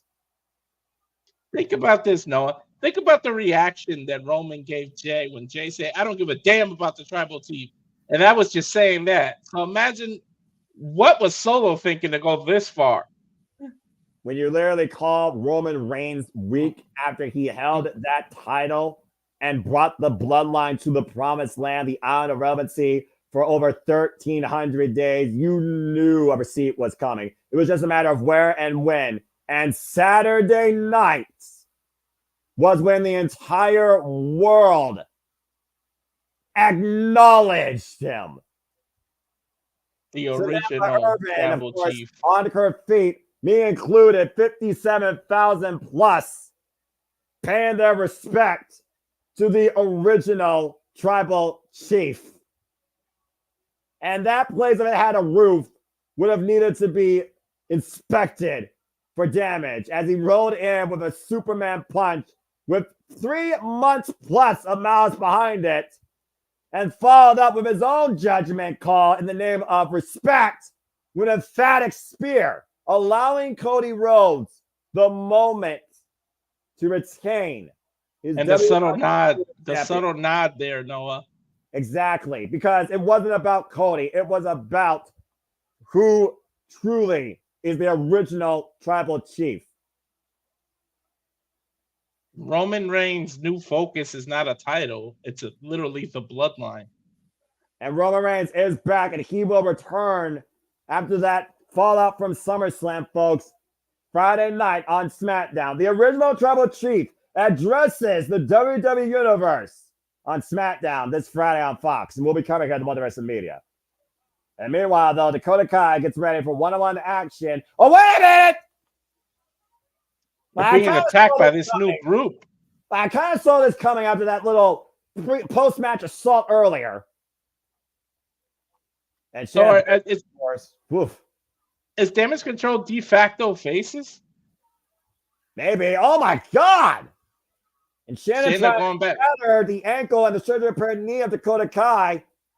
Dakota Kai may not even have fully recovered in her knee, and Shayna knows. Being a martial arts and submission specialist, she knows how to target limbs. Yeah, about to say, Io Sky right now, and Kairi Sane checking on Dakota Kai. We might not even have a match here, but we know we'll have matches tomorrow where we once again celebrate the red, white, and blue under the white and gold for week 2. NXT brings forth the Great American Bash. We'll see if Trick Williams figures it out against Pete Dunne. We'll see which Joe is on top, Joe Coffey or Joe Hendry, and so much more. NXT Great American Bash tomorrow night, folks, presented by Multiverse of Media, Tuesday, August 6th, 7:30 p.m. Eastern Standard Time, 4:30 p.m. Pacific, and that is also on Sci-Fi. As again, this non-stop week of all the content, yes, I did say his name, so yeah, all the content, all the wrestling continues to move forward as we continue going near the end of Monday Night Raw ahead of the Wyatt 6 debut against Chad Gable of the Creepers, and apparently Evan Nile is also part of the new Alpha Academy too. Well, since WWE is on full commercial, maybe Jeff, if you're there, you want to go to the commercial showing everybody everything we got upcoming this week, because WWE, fuck television, they won't stop with the commercials. I don't have a commercial for the week in particular, but I did want to bring something up while I had an opportunity here. So our buddy Chris Van Vliet over on his social channels puts these posts every once in a while. I want to see if you two guys can get it since we're sitting here on a commercial break. Can you guess the wrestler? Let's see. So a Universal Champion, a World Heavyweight Champion, a WWE Champion. Jeez, somebody held every belt. That's a 3-time Universal. It's a matter of the progression and the order of the progression. Exactly. So he goes from 3 WWE championships during the Undisputed Eagle era, and then all the way to holding both the 2013 scratch and the big gold, to 3 Universals to 3 WWE championship runs.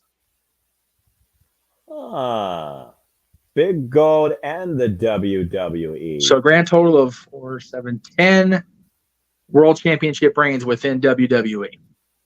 It's weird though that I look at the WWE old school championship and the World Heavyweight held at the same time. Yes, JJ?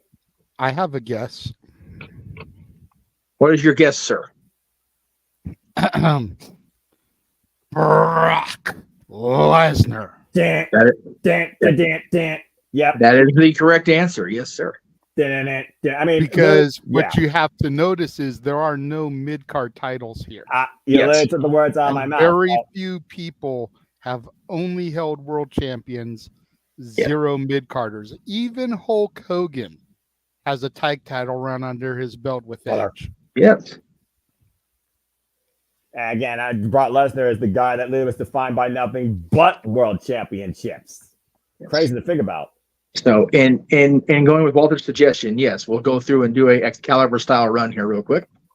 Yeah, why not? He does the graphic, and here I go. Again, folks, JMN Multiverse of Media had you covered with content all this week. Of course, you can stay tuned for the Stat Boy Sports Bar with Dory Lou and Stat Boy Mikey, Tuesday, 6 p.m. Standard Time, 3 p.m. Pacific. As we move from there and go into Tuesday night live watch event coverage, we'll be covering NXT Great American Bash Week 2. It's Tuesday, August 6th, 7:30 p.m. Standard Time, 4:30 p.m. Pacific, as we conclude the Red, White, and Blue on the White and Gold. Then you move forward to Wednesday with the Greg Cherry Show. Wednesdays, as always, 7 p.m. Standard Time, 4 p.m. Pacific. A gaggle of fools along Greg Cherry and Jeff Meacham. AEW Dynamite Watch Along coverage is back this week, 7:30 p.m. Eastern Standard Time, 4 p.m. Pacific, where we have matches included not limited to the American Dragon Bryan Danielson going one-on-one against Double J, Jeff Jarrett, the Last Outlaw, in no disqualification. The Dazzling Noise on Wrestling will bring forward their musical taste in the top 10 songs done by the Monkees. And that'll be Thursday, August 8th, 5 p.m. Eastern Standard Time, 2 p.m. Pacific. And of course, we continue our live watch event coverage here with TNA Impact, Thursday night, 8 p.m. Eastern Standard Time, 5 p.m. Pacific, as we do the commercial-free stream,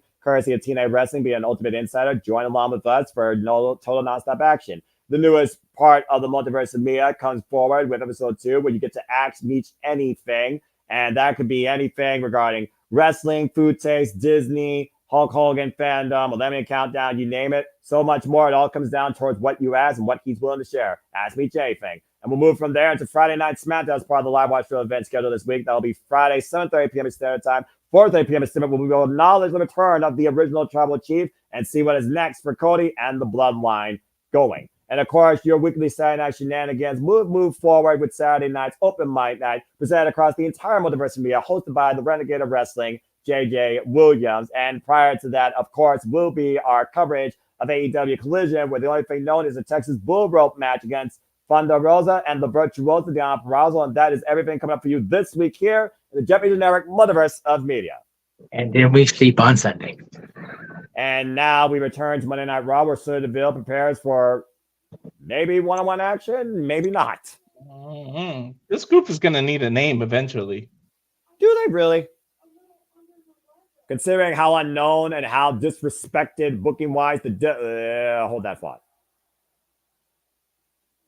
Well, I guess Sonya Deville Fudge is going to have an easy night out, but it looks like Kairi Sane and Io Sky are not ready to let go of what just happened to Dakota Kai. If Dakota Kai's not going to make it out here, might as well have a substitute. Right? Looks like Io Sky's going to take her place. But they're still outnumbered, Noah.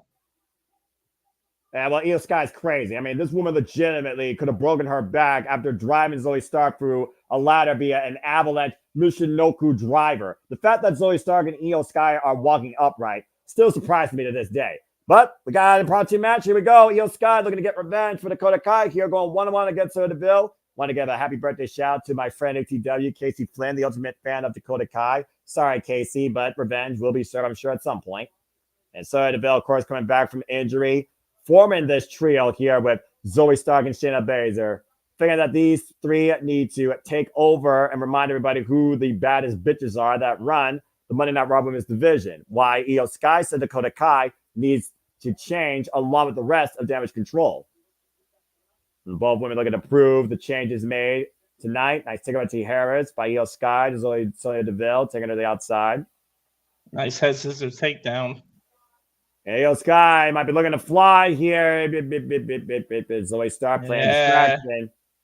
She ran into the wrong corner. And Zoe right now. Oh, and Shannon just got decked by Io with an elbow. Now Sonya looking for a cheap shot, though. And driving Io into the steel ring steps. And then to your point, once in the numbers game, playing in favor of Sonya Deville. Can Damage Control take control here? Stay tuned. Fuck television. Full commercial break. And they took Io's knee out there on the side of the steps. Well, so will that come into play during this match? Well, you look at it this way. You take out Io's knee, you take out her chance to really push forward off the top rope with the over-the-top moonsault. Again, you take away her ability to even climb the ropes at some point. Right? And of course, we talked about before how Sonya Deville, Zoe Stark, and Shayna Baszler have been running roughshod through the Raw Women's division. They did it last week against Lyra Valkyria, Kane and Carter Katana Chance. Of course, those three saved Shayna Baszler from a pinfall loss look like after Knightley was hit by Lyra Valkyria. And to your point earlier, you wonder if Lyra will come back for revenge after that post-match assault. As again, folks, we have a full commercial break here because, again, fuck television. And also, Sci-Fi is even worse than USA. I don't think we're even 5 minutes in that women's match. We got to bring in full commercial break. That just tells me what they're really thinking about the 60s. I'm not sure if I can share damage control. If they're, de facto faces, then it'd be like, what was the point of turning on Bailey? Like, how did they go into faces this fast? Reasons? Right, yeah. Just a funny thing you're mentioning Roman's return throughout the night.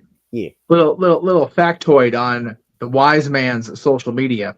Uh-oh. On this day, 35 years ago on WCW, well, it would have been NWA still, Saturday night at that point, Paulie Dangerously, during a segment of the Danger Zone, calls himself the wise man. What if that moniker will stick? Huh. Just saying. It's an interesting thought. Yeah, maybe it'll work out for him again in another lifetime down the line. Who knows? And then you talk about Roman Reigns. Will he be alone this Friday? I was gonna say, just because he's coming back doesn't mean he's gonna be by himself. But considering the first victim was literally one of the closest members to the original bloodline in Jimmy Uso, I would not be surprised to see somebody come to the side, not the aid, because this is what Reigns is talking about, the side of the original tribal chief. We can definitely talk more about it as the week goes on, but I tend to lean on the side of caution and slow burn. Don't bring anybody else out there on Friday, not even Paul.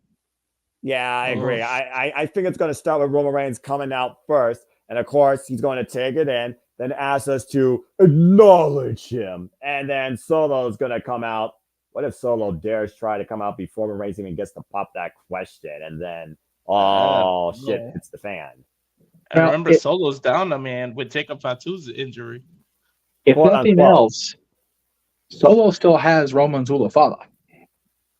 Oh, yeah. Exactly. That must be reclaimed. For those that don't know, by the way, those are the ceremonial sacrilegious beads of the Anali family bestowed upon Roman Reigns by, rest in power, literally Alpha and Sika, the Wild Samoans.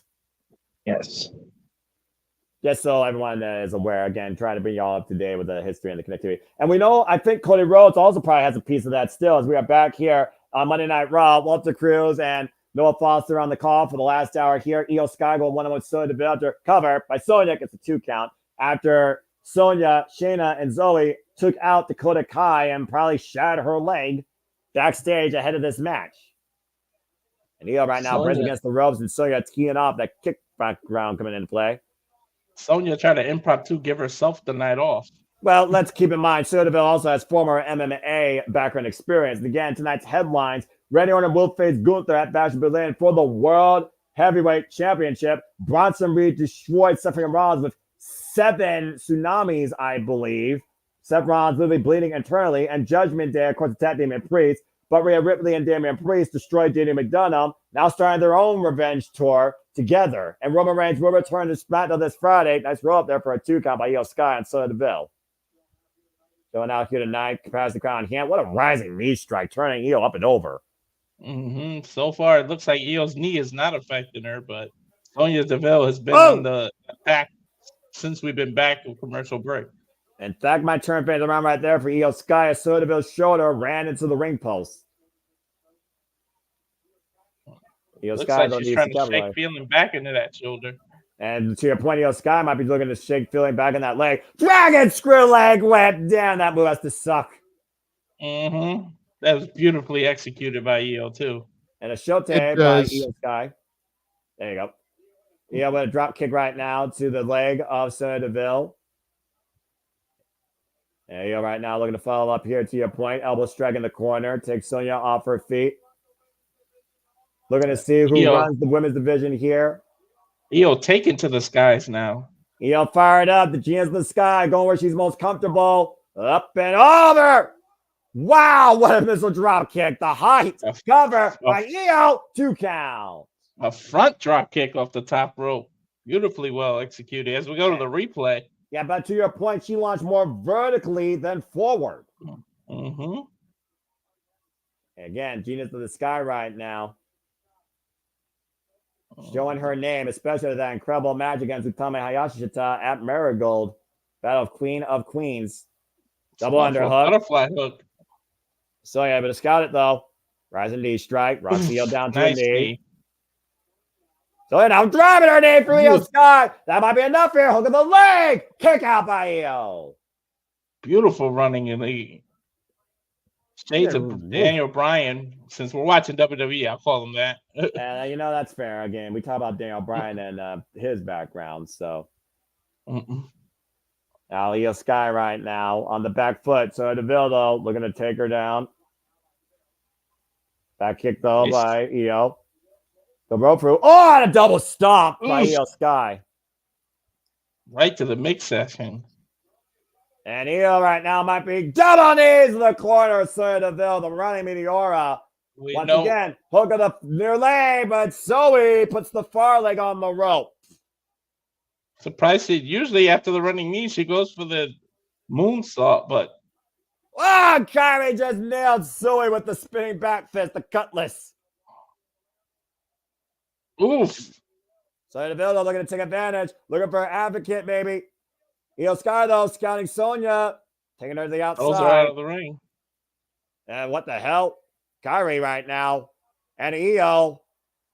I think they're gonna take all three women out in one move here, Noah. Oh man!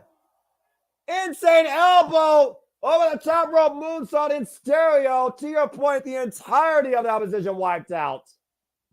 She literally hit the insane elbow while Zoe was still standing up. Io trying to bring Sonya back in the ring. It's truly one-on-one at this point. You know what she's setting up here for, Noah. Yep. Looking for the over the moonsault to the chest to put down Sonya Deville tonight on Monday Night Raw. That connects. She hit all of it, Noah. Io with the win. Damage control with damage dealt. Io with a little minor revenge for what took place earlier. Well, Io Sky said damage control needs to change, and clearly they did. Big Io win down, on though. behalf of Dakota Kai. And Io's exhausted. Straight up exhausted. We go backstage to Sami Zayn with Ilya Dragunov. A little bit of a pep talk, encouragement. Are we going to hear from the former champion tonight? Again, how does the champion bounce back? Well, I mean, if you're going to need a pep talk or a pick-me-up, Jey Uso is the guy that definitely helped with that. So you're going to shake right back. Yeet. You're Sami Zayn. You know how to pick yourself up and go lucky. Come on, Uso, eat. Sami Zayn saying it's a tough pill to swallow. Jay said you're gonna get this rematch. You're gonna get this rematch, and you're gonna get the IC title back and be the new Intercontinental Champion again. Yeet. Sami Zayn saying, "You know, I talked to Adam Pearce, and I got that rematch next week."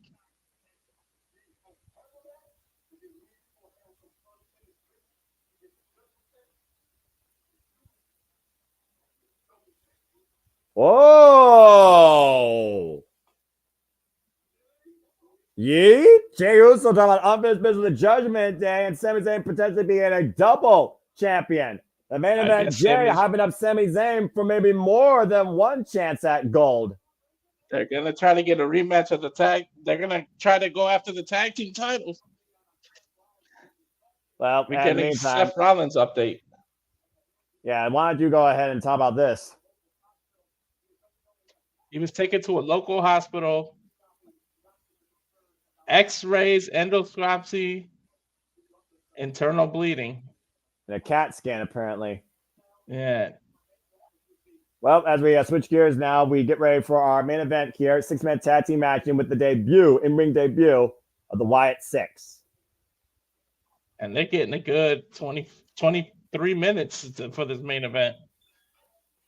Well, again, we got to look back at the cryptic messages sent including this one. Apparently, prep for the night.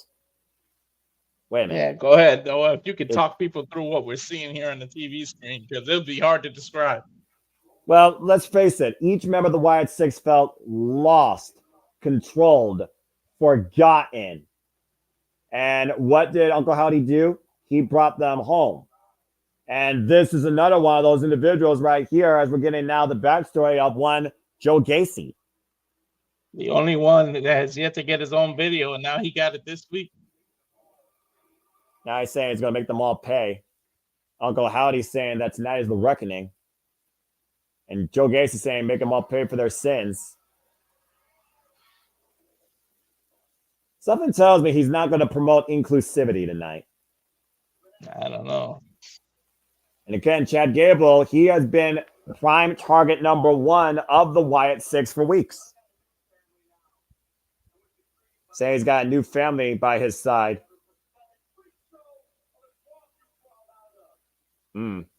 Let's see if they got a new name. American Made. American Made. Another Hulk Hogan theme song. I mean, it's a hell of a name for these collegiate athletes, if we're being honest here. Mm-hmm. These three are American made. New Titantron, new name, new attitude, new everything. Chad Gable did. He told them earlier that they can keep the old name because he knew he was coming up with his own name. He said he built something better. He's got a better, stronger family now. Chad Gable, of course, getting the You Suck chance. How fitting with the poetic United States flag and the You Sucks. Of course, Monday Night Raw will be next week from Austin, Texas, at the Moody Center at the University of Texas. Tickets are still available right now on Ticketmaster.com if you want to be part of this WWE live experience of the Paul Tracy Beck era. And of course, Chad Gable, to your set, he put away the past. He tossed it to the side, looking to build a bright future. American made. The Creed brothers and Chad Gable go up against the Wyatt Six next on our main event. No, what do you think of this new American made stable? I kind of like it because, again, those that don't know the Creed brothers, Ohio represent, they are all-around collegiate athletes straight out of the new program. One's technically sound, the other one is a bruiser. And then you got Chad Gable, who has all the tools to be as pure as an athlete as Kurt Angle in this day and era of WWE in storytelling and in-ring capability, which is why I'm glad he resigned with Triple H particularly. So I think it's very fitting that American Made could be possibly the next great tag team led by Chad Gable. This audience may say that they suck, but I think they're going to be very, very worthwhile to watch compete in that ring. And I think very successful. And I'm curious if that means that maybe we'll finally get something more going for Ivy Nile now. Maybe she could finally go after the friggin' women's championship because, God forbid, they've done less with her than they have with Shayna Baszler as of late. The fact that they have a new name, new theme, new look brings me kind of more to what JJ said back, that maybe Ivy interferes and this match gets thrown out. That way nobody looks bad in this, because it might not. You don't want American Made to lose their first match collectively being named that. And you don't want Wyatt Six to lose. So maybe the women get involved and it gets thrown out, like JJ said.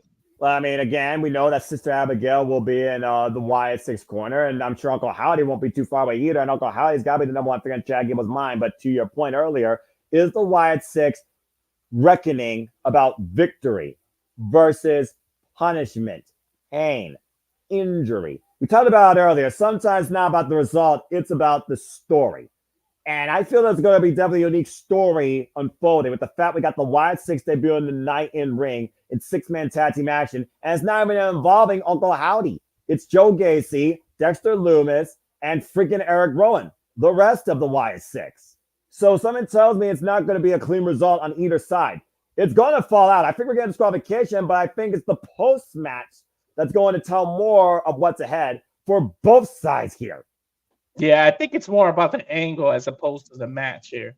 Yeah, exactly. And I want to get a shout out real quick again as we get ready for our main event. Figure for those who have been watching across all outlets, and figure for those that have been tuning in for the first live watch event of this week and all the content we're going to do in JMN Multiverse. Hope you enjoyed. Please also have a comment, tell a friend. To Safety, DJ Mutt, to Big G, to Tommy Gunn, to Daniel the Dave, to Matt Helms, to, of course, everybody out there, Matthew, Michael, Emmanuel, congratulations, by the way, Daryl Keefe, Ford Gaming, Josh Mansfield. I'm sure he's still stewing over the Cleveland Brown comment by JJ Williams. Again, we acknowledge all of you. Thank you. Appreciate you make this all possible. And again, that's a fair comment, Chris Harper. And thank you, by the way, for, again, everyone who tuned in. Please, again, to make this all happen, it's your passion support that makes this possible. Like, subscribe, comment, tell a friend. And if you want to dictate the conversation, don't need to dictate Casting Studios, Greg Cherry Brand, Jeff Meacham Network, Super Chat. It is truly as simple as that. I also want to give a thank you to Jeff Meacham, JJ Williams, and you, Walter, that, of course, have been along for the ride in the commentary position. And also, shout out to y'all and Big G, who I know had a hell of a time calling SummerSlam, as I was there live, of course, at the biggest event of the summer. So, again, to everybody that makes this all possible, from staff, producers, to fellow members of the Multiverse of Media, to the friends of the multiverse, including the MVPs, the Dominguez's. Again, everybody, we thank you always for making this all possible, and I'm always thankful to be a part of this crazy family, despite the fact the expenses of my dignity that always happen, it seems. And again, it's always just a fun time here as we truly incorporate, encompass, and appreciate all things wrestling. Shout out to the WWE family on the Twitter and social media platforms. Damn it. And again, as we got a full commercial break here, I'm just really curious to see, we saw glimpses of what the Wyatt Six are able to do unmasked. And we know what all these athletes are capable of doing. But we are looking at a changed, transformed Joe Gacy, Dexter Loomis, and Eric Rowan. And while they echoed video packages similar to the chaos built out of the original Wyatt family, and God rest his soul, Luke Harper, Eric Rowan, of course, forever immortal, Bray Wyatt, I'm very curious if that same trios mentality will be taking place here by the Wyatt Six, or are we going to see something completely different here? Again, it's the first time we're seeing them in in-ring action as a trio. Just saying.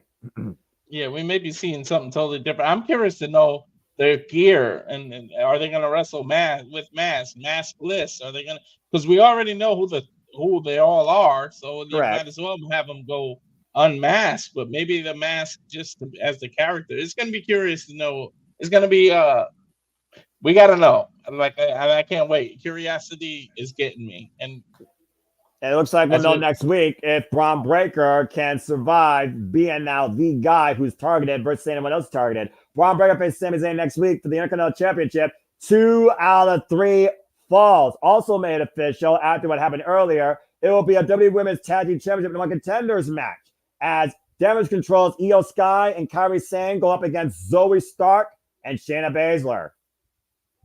Of course, now we're getting ready for our main event here on Monday Night Raw this week, though. Chad Gable and the Creed brothers, now known as America Made, stand ready to take on the Wyatt Six in their in-ring debut. Uh-oh. Oh, boy. And the lights go down. You know what that means. Mm-hmm. The Fireflies are out maybe tonight. They come to the ring masked, but wrestle unmasked. And that piano tone plays can only mean one thing, as I'm going to join the darkness for now. Mm-hmm. I saw Wyatt's entrance like that in person. It's so eerie and it's cool at the same time. It's something special, to say the least. And look at what's there at the entranceway, the symbol of what we've been calling the sixth member of the Wyatt Six. 6 SICKS, folks. That lantern and that rocking chair. That's awesome. Rest in peace, Bray Wyatt. And meanwhile, as the light pierces through the darkness, they're here. Definitely. Oh boy. Coming out, by the way, in case you haven't figured it out, to shatter the last theme brought forward by heartfelt Bray Wyatt. There they are. With everyone in tow. Uncle Howdy. And of course, Sister Abigail. This is a hell of a force right here. Huskus Pig, Rambling Rabbit, Mercy the Buzzard. They're all out here. Versus the Buzzer, of course, is Dexter Loomis. Husky Harris is Joe Gacy, while, of course, You're the Rabbit, like you just said. Rambling Rabbit is Eric Rowan, and Sister Abigail is Nikki Cross. All encompassed around Uncle Howdy, Bo Dallas. Mercy looks more like freaking Predator. Well, considering who it is, that's probably a fair argument. I bet you he has a hatchet on him still. Mm-hmm. We saw their story, and now we're about to witness the reckoning. Man, Nikki looks. Woo! She's playing this character. She looks creepy. Yeah, and the others don't. And waits a little time. Here we go. Bombarding the ring. Well, we get our answer. They wrestle unmasked. Well, this isn't supernatural. This is tortured, lost souls coming together for a purpose. They are sick. They are the Wyatt Six. And Chad Gable knows what he's facing right now in them. As Uncle Howdy and Sister Abigail watch from the entranceway. American Made started to work their way up the ramp until they noticed Uncle Howdy turned right around. Well, how many times has Chad Gable and the Creed brothers ran away? They can't run tonight. They have to wrestle these guys. American Made has to regroup. To your point, though, it looks like Chad Gable wants to start this match potentially against Dexter Lumis. Bell rings are underway. This has officially begun. And the Creed brothers are coming off Bloodsport, showing how badass they are in real combat. So they shouldn't have any issues being scared or ready to get in this ring. And Julius Creed now in the ring as Gable ran away. And Dexter Lumis back elbow strike. Dexter Lumis a twisted artist in his own right. Mercy the Buzzard. Beautiful flying back elbow. And here's Lumis. Oh! He literally picked up and then turned it into a spine buster. Dexter Lumis is always that weird anomaly you never understood, but he always impressed you what he did in that ring. Jumping leg drop to Julius Creed.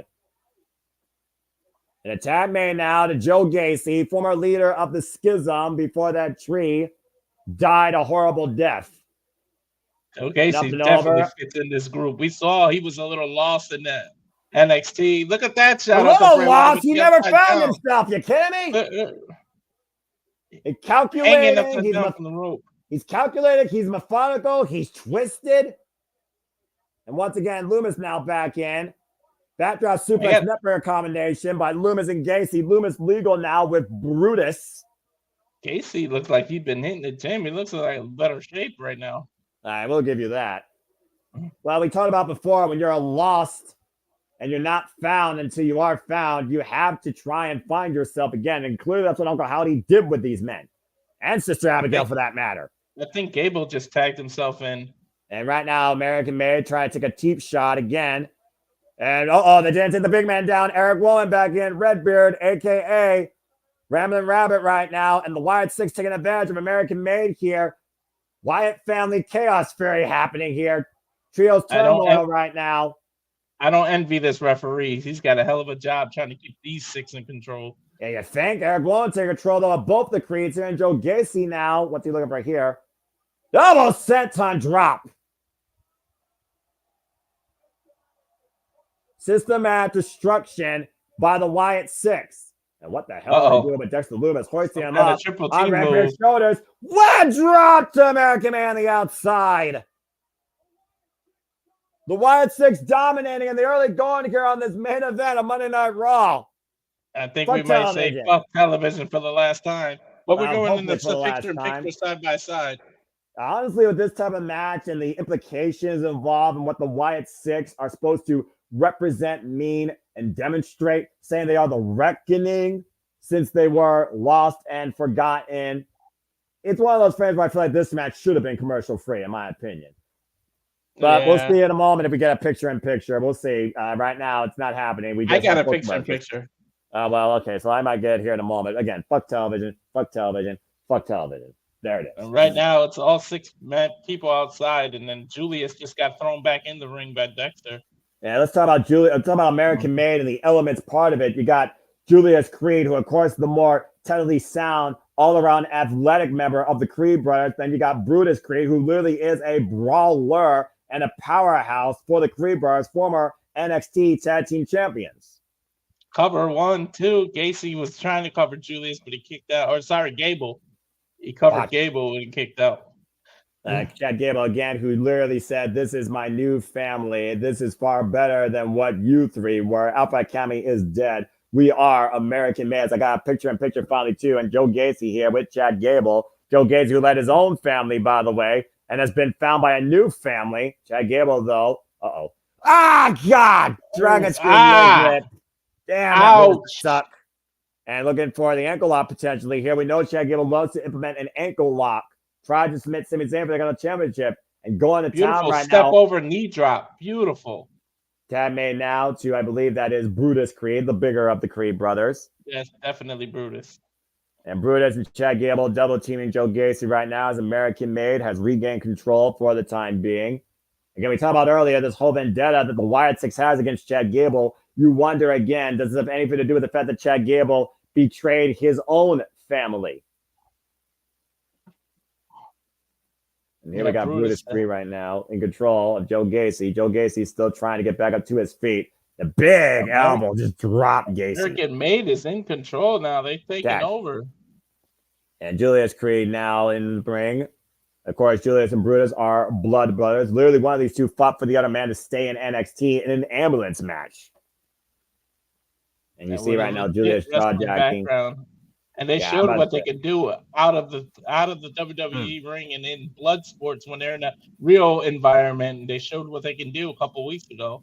Yeah, including one of them getting a TKO victory against Filthy Tom Lawler. There's a cover now, but Julius not even a 1 count though.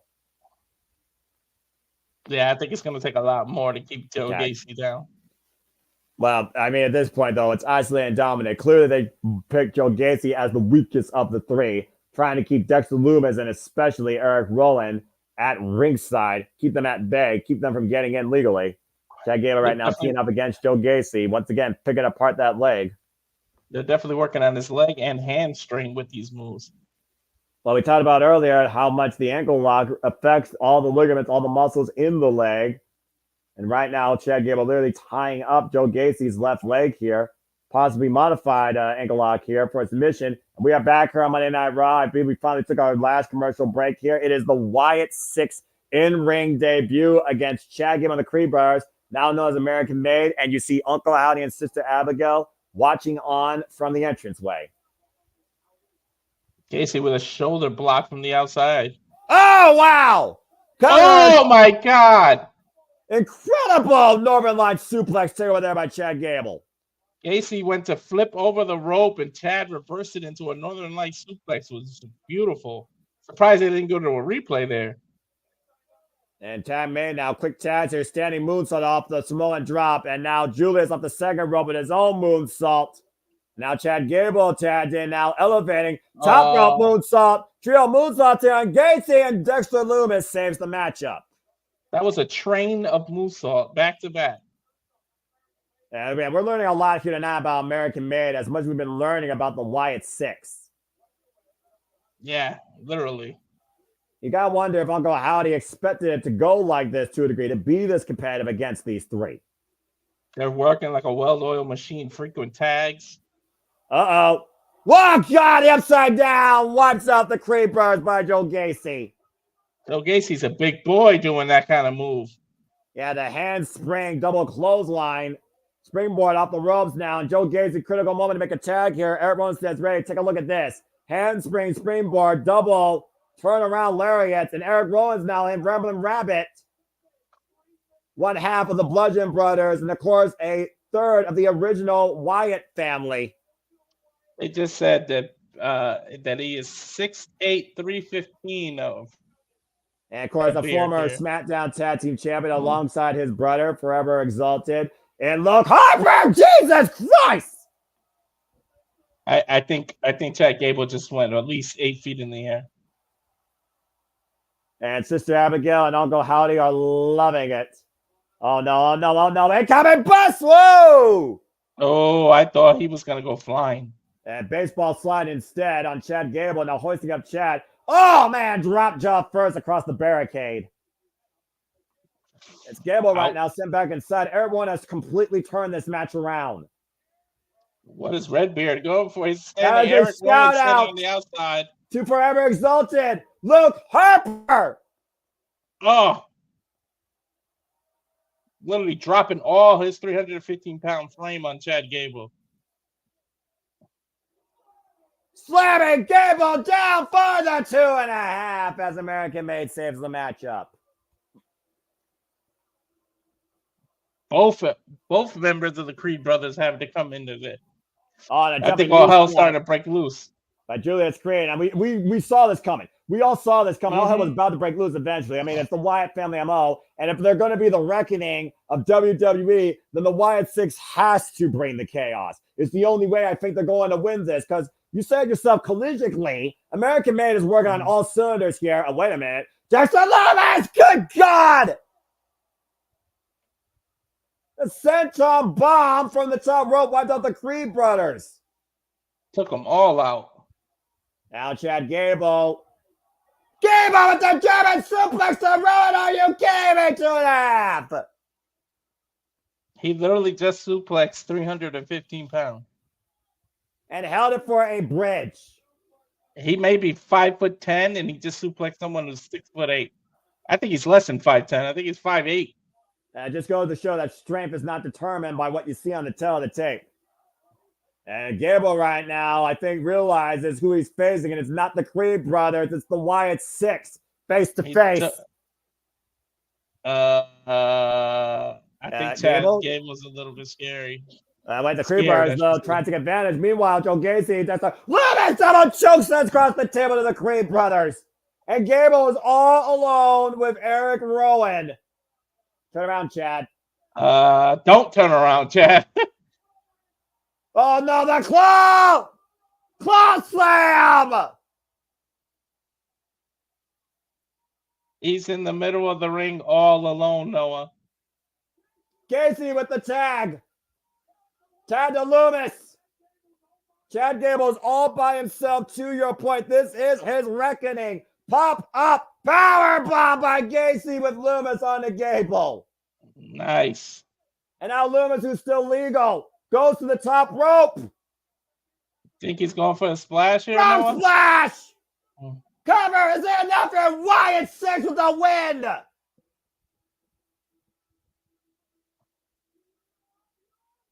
Wyatt Six with their first official win as a team.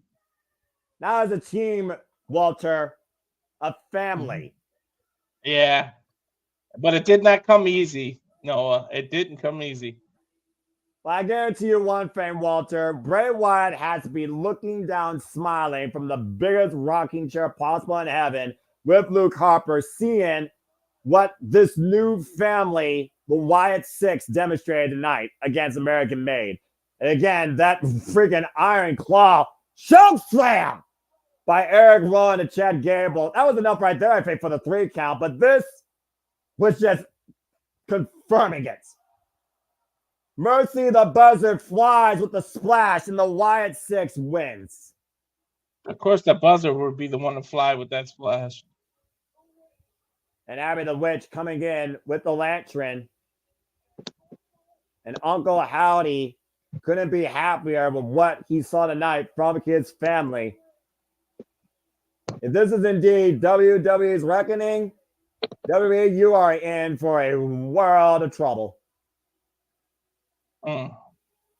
Bray Wyatt, forever immortal. Rest in peace. I can't wait to see what they do and how they book him for Bash of Berlin. Man, they are here, and they aren't leaving anytime soon. That's Say howdy to the Wyatt Six, your new reckoning, WWE. That's a hell of a screenshot to end Raw. No kidding. And with that being said, for the Renegade of Wrestling, Jaden Williams, for Walter Cruz, for Jeff Mike Media, and some no applause, and thanks for tuning in our coverage of Monday Night Raw. Very good first outing we've done of a 3-hour Raw here in a while. I know I heard you thanking everybody during the last part of it, so I'll just simply. What can I say except you're welcome for the tides. Hopefully we don't get copyright pinged for that. You deserve 5 seconds. Good. That's fair. That's fair. Damn it. I queued it up. I was ready. Anyway. But yeah, that was a solid show. Good Fallout episode from SummerSlam. Yeah, I could be wrong, but Noah seemed like he enjoyed it, that it wasn't too much of a waste of time for him. There were a couple of fans I was like, meh. That's fair. There's a couple things on every broadcast we do that I'm a little meh about. Even my NXT. There will sometimes be a segment I'm like, okay. I'm fine with everything. Can we get back to Chase U? Can we go back there? Can we give Kaylani another segment? There you go. Can we get Roxy on? I'm really looking forward to Friday, man. Friday, I'm looking forward to everything this week. Everything! Yeah, not something, but everything. Yeah, well, that you breaks know, Stat Boy Sports Bar tomorrow, of course. Night 2 of the Great American Bash, which, like you said, we've got some NXT and a crossover tomorrow. We got the Battle of the Joes, Joe Coffey versus Joe Hendry. We've got the Rascals versus Nathan Frazier and Axiom. More specifically, the MSK contingent, the duo that never lost the titles. And realistically, if there has been a TNA NXT that I thought could actually walk away with the gold, I think it could be this match. I think this is where we could finally get the cross promotion championship, and we'll start seeing the Rascals on Impact with the NXT tag team titles. Ooh, that'd be a sight to see. Right? You know, AEW Dynamite. Okay, yeah, the Greg Cherry Show, of course. Got to get that shill in. Well, I don't usually shill it because I'm never usually involved in it. But Jeff has it here. Got to get the plug in. Dynamite, of course. Like we said, Jeff Jarrett versus Bryan Danielson with Ricky the Dragon Steamboat involved. And it's no disqualification, which means we're not getting Jewel J. We're getting the last outlaw against the American Dragon. I swear to God, Noah, I swear to God, if Aubrey Edwards is the referee and screws Jeff Jarrett, I will be inconsolable. You can't say there's a screw job. You can't say there's a screw job when the match is no disqualification. I will be a good boy up until the finish. Yeah, you have my word. Because of the agreement we made with Jeff. You have my word. I will be a good boy up until the finish. But if Aubrey is the referee and she screws Jarrett over, I will be inconsolable. And I'm going to shut you up, even if I accidentally tell somebody else to shut, because I'm not going to look at the screen, because I'm going to put your ass in your place like I do always, especially when it's no disqualification. Anyway. But JJ, now I'm hoping she does it because it'll make a hell of an open mic night. That's fair. I mean, we've always got the clip of Thea Hale telling everybody to shut the fuck up. So. I'll tell her to shut the fuck up too. You think you could stop me? Everyone shut the up and sit down. Jeff, were you just trying to do that just because he said the name? Or you were just trying to get on JJ's good side? I said her name and she appeared. Because everybody on this panel right now. Oh, I dropped out. Everybody is enrolled in Chase University. No, nay. Because part of the deal had me have to watch football for an entire season. You are committed to an entire school term, sir. No, I'm not. I got withdrawal period. I could literally drop out the next day, and I did. Shucks. I gave her credit. You got a whole semester. I didn't have to give Chase U credit. I had to give Thea Hale credit, and I did. I fulfilled my commitment. I'm free and clear. I'm a lawyer. I know how to add loopholes to contracts. Space Mark Sterling. That being said, great effort. It'll be her day. It wasn't her day. Roxanne's on our level. Curious we hear from Thea Hale tomorrow night. I'll finish this thing out. Then, of course, as the graphic was up on the screen, we got the top 10 songs by the Monkees, the original boy band. The original group that was put together by television producers specifically to sell records. Before there was New Kids on the Block, New Edition, before there was Backstreet or NSYNC or 98 Degrees or any of the others, there were Peter, Mickey, Davey, and Mike, the monkeys. And I consulted with another very intelligent source on this list, and we put together the 10 songs and a few honorable mentions that'll be on this list. Thank you, Natalie, for helping me arrange this list. Then, of course, looking forward to Impact.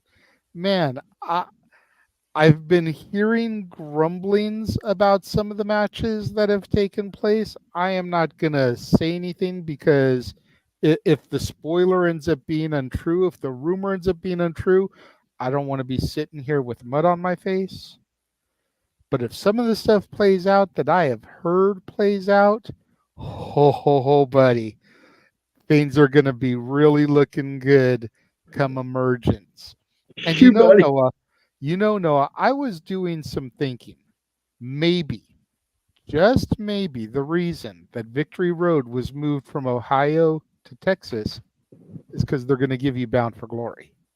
They haven't announced the location yet. They haven't announced the date yet, but everything else for the rest of the year is announced.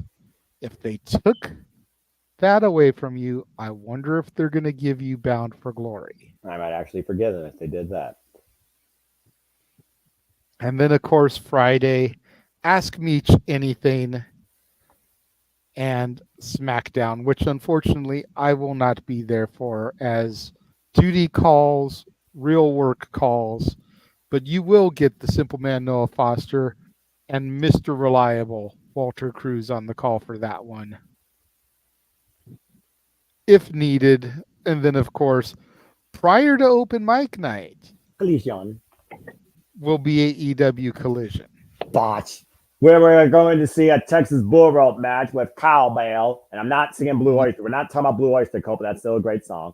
Of course, we will see. Yep. And the virtuosa, Deonna Purrazzo. Long may she fucking reign. There it is. There we go. Very nice. There you go. And then on the 7th day, we rest.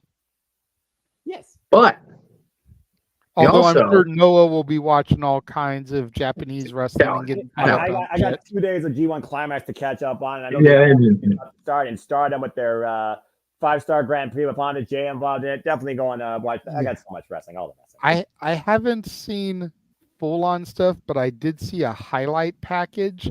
Tavion Heights showed the fuck up. The little 30-second minute video that I saw, he was looking good. Good. So I'm going to be curious to hear your thoughts, sir, on how he and Briggs did in their matches there.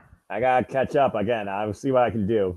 So much going on right now. All the wrestling. Continue. So since we were talking about the watch along and everything, we are going to be covering SmackDown's return to USA. This has to be the same night as Victory Road, so we are doing a simulcast. God help us all. Or actually, that's not simulcast. That'd be the same thing. 2 separate streams on the same night, probably around the same time. So there is that. What will probably be happening on that one, depending on my work schedules, it'll probably be Noah and James on Victory Road and me and Walter on SmackDown. Most likely. That's fine. As much as I have enjoyed doing Impact with you, and especially with the NXT involvement, I mean, unless James wants to do SmackDown, which we'll give him the option, because he feels comfortable as a play-by-play guy. He can do play-by-play. Walter do color there. I can do color on the TNA stuff. Yeah. And then, of course, we'll also be along for the ride for the debut of NXT on CW. Yes. And we don't have a graphic yet because I want to make sure we give WWE the proper opportunity to make their own fancy graphic, but we will be covering the debut of Raw on Netflix. No doubt about it. Duh. Yeah. Now, here's where the $1 million question truly lies, Noah, and you don't have to give an answer yet. You can let it percolate in your head. But considering we've been doing NXT, you and I, or actually you and Walter, as a consistent broadcast, with AEW presenting Title Tuesday, in direct competition to that week's NXT. Oh Lord. Where does your loyalty lie, though? It won't be the first week, thankfully. We know that you're more of an AEW guy than a WWE guy, hands down. But as I said, you and Walter have been doing NXT. You seem to be enjoying this modern NXT. While it will never be your NXT, it will never be the black and gold. It feels like it's about as close as it's going to get to that without it becoming that again, with the excitement and the energy that you bring to it. So take a couple weeks, think about it. Completely up to you. And then again, depending on my work schedule, if it's got to be me and Walter and you and James are doing Title Tuesday, so be it. If you and Walter want to do NXT because that's been your weekly commitment and me and James do AEW, so be it. But as we like to say in the sports bar, the puck is in your zone, sir. It's the equivalent of the ball is in your court. Okay. But you can think about it, so we're good. Yeah. You don't got to give an answer right now. We've got until October. But Fair just enough. wanted to make sure you had Faster. the information. And Put me you on the could start spot back. And I was like, what? It's one of those things, Jay. The first episode's on the 1st. Mm-hmm. He'll be calling that for sure because there won't be AEW that night. Correct. At least as of now, unless TK gets another curly hair up his ass. Shush, stop it. You shush. You shush. So, Wake up. You got a week from that point. Hey, what are we doing? So there you go. All right, fair enough. All right, kids. For those of you on the East Coast, good night. We love you. Get some sleep. Get some rest. Those of you on the West Coast, I'm going to watch WWE now because I'm into the Orton versus Gunther promo on my end of things, but I'm going to go watch it from there. For everybody else, we'll see you again tomorrow. First, during Sapboy Sports Bar, we'll be covering the Olympics, well-ish, and so much more. And then, of course, the Great American Bash at 7:30 Eastern, 4:30 Pacific with Noah and JJ back on the call for Cheers NXT. Till then, bye. The Jeff Meacham Network's Multiverse of Media. For over 15 years, the recognized symbol of excellence and the standard bearer in coverage of sports and entertainment.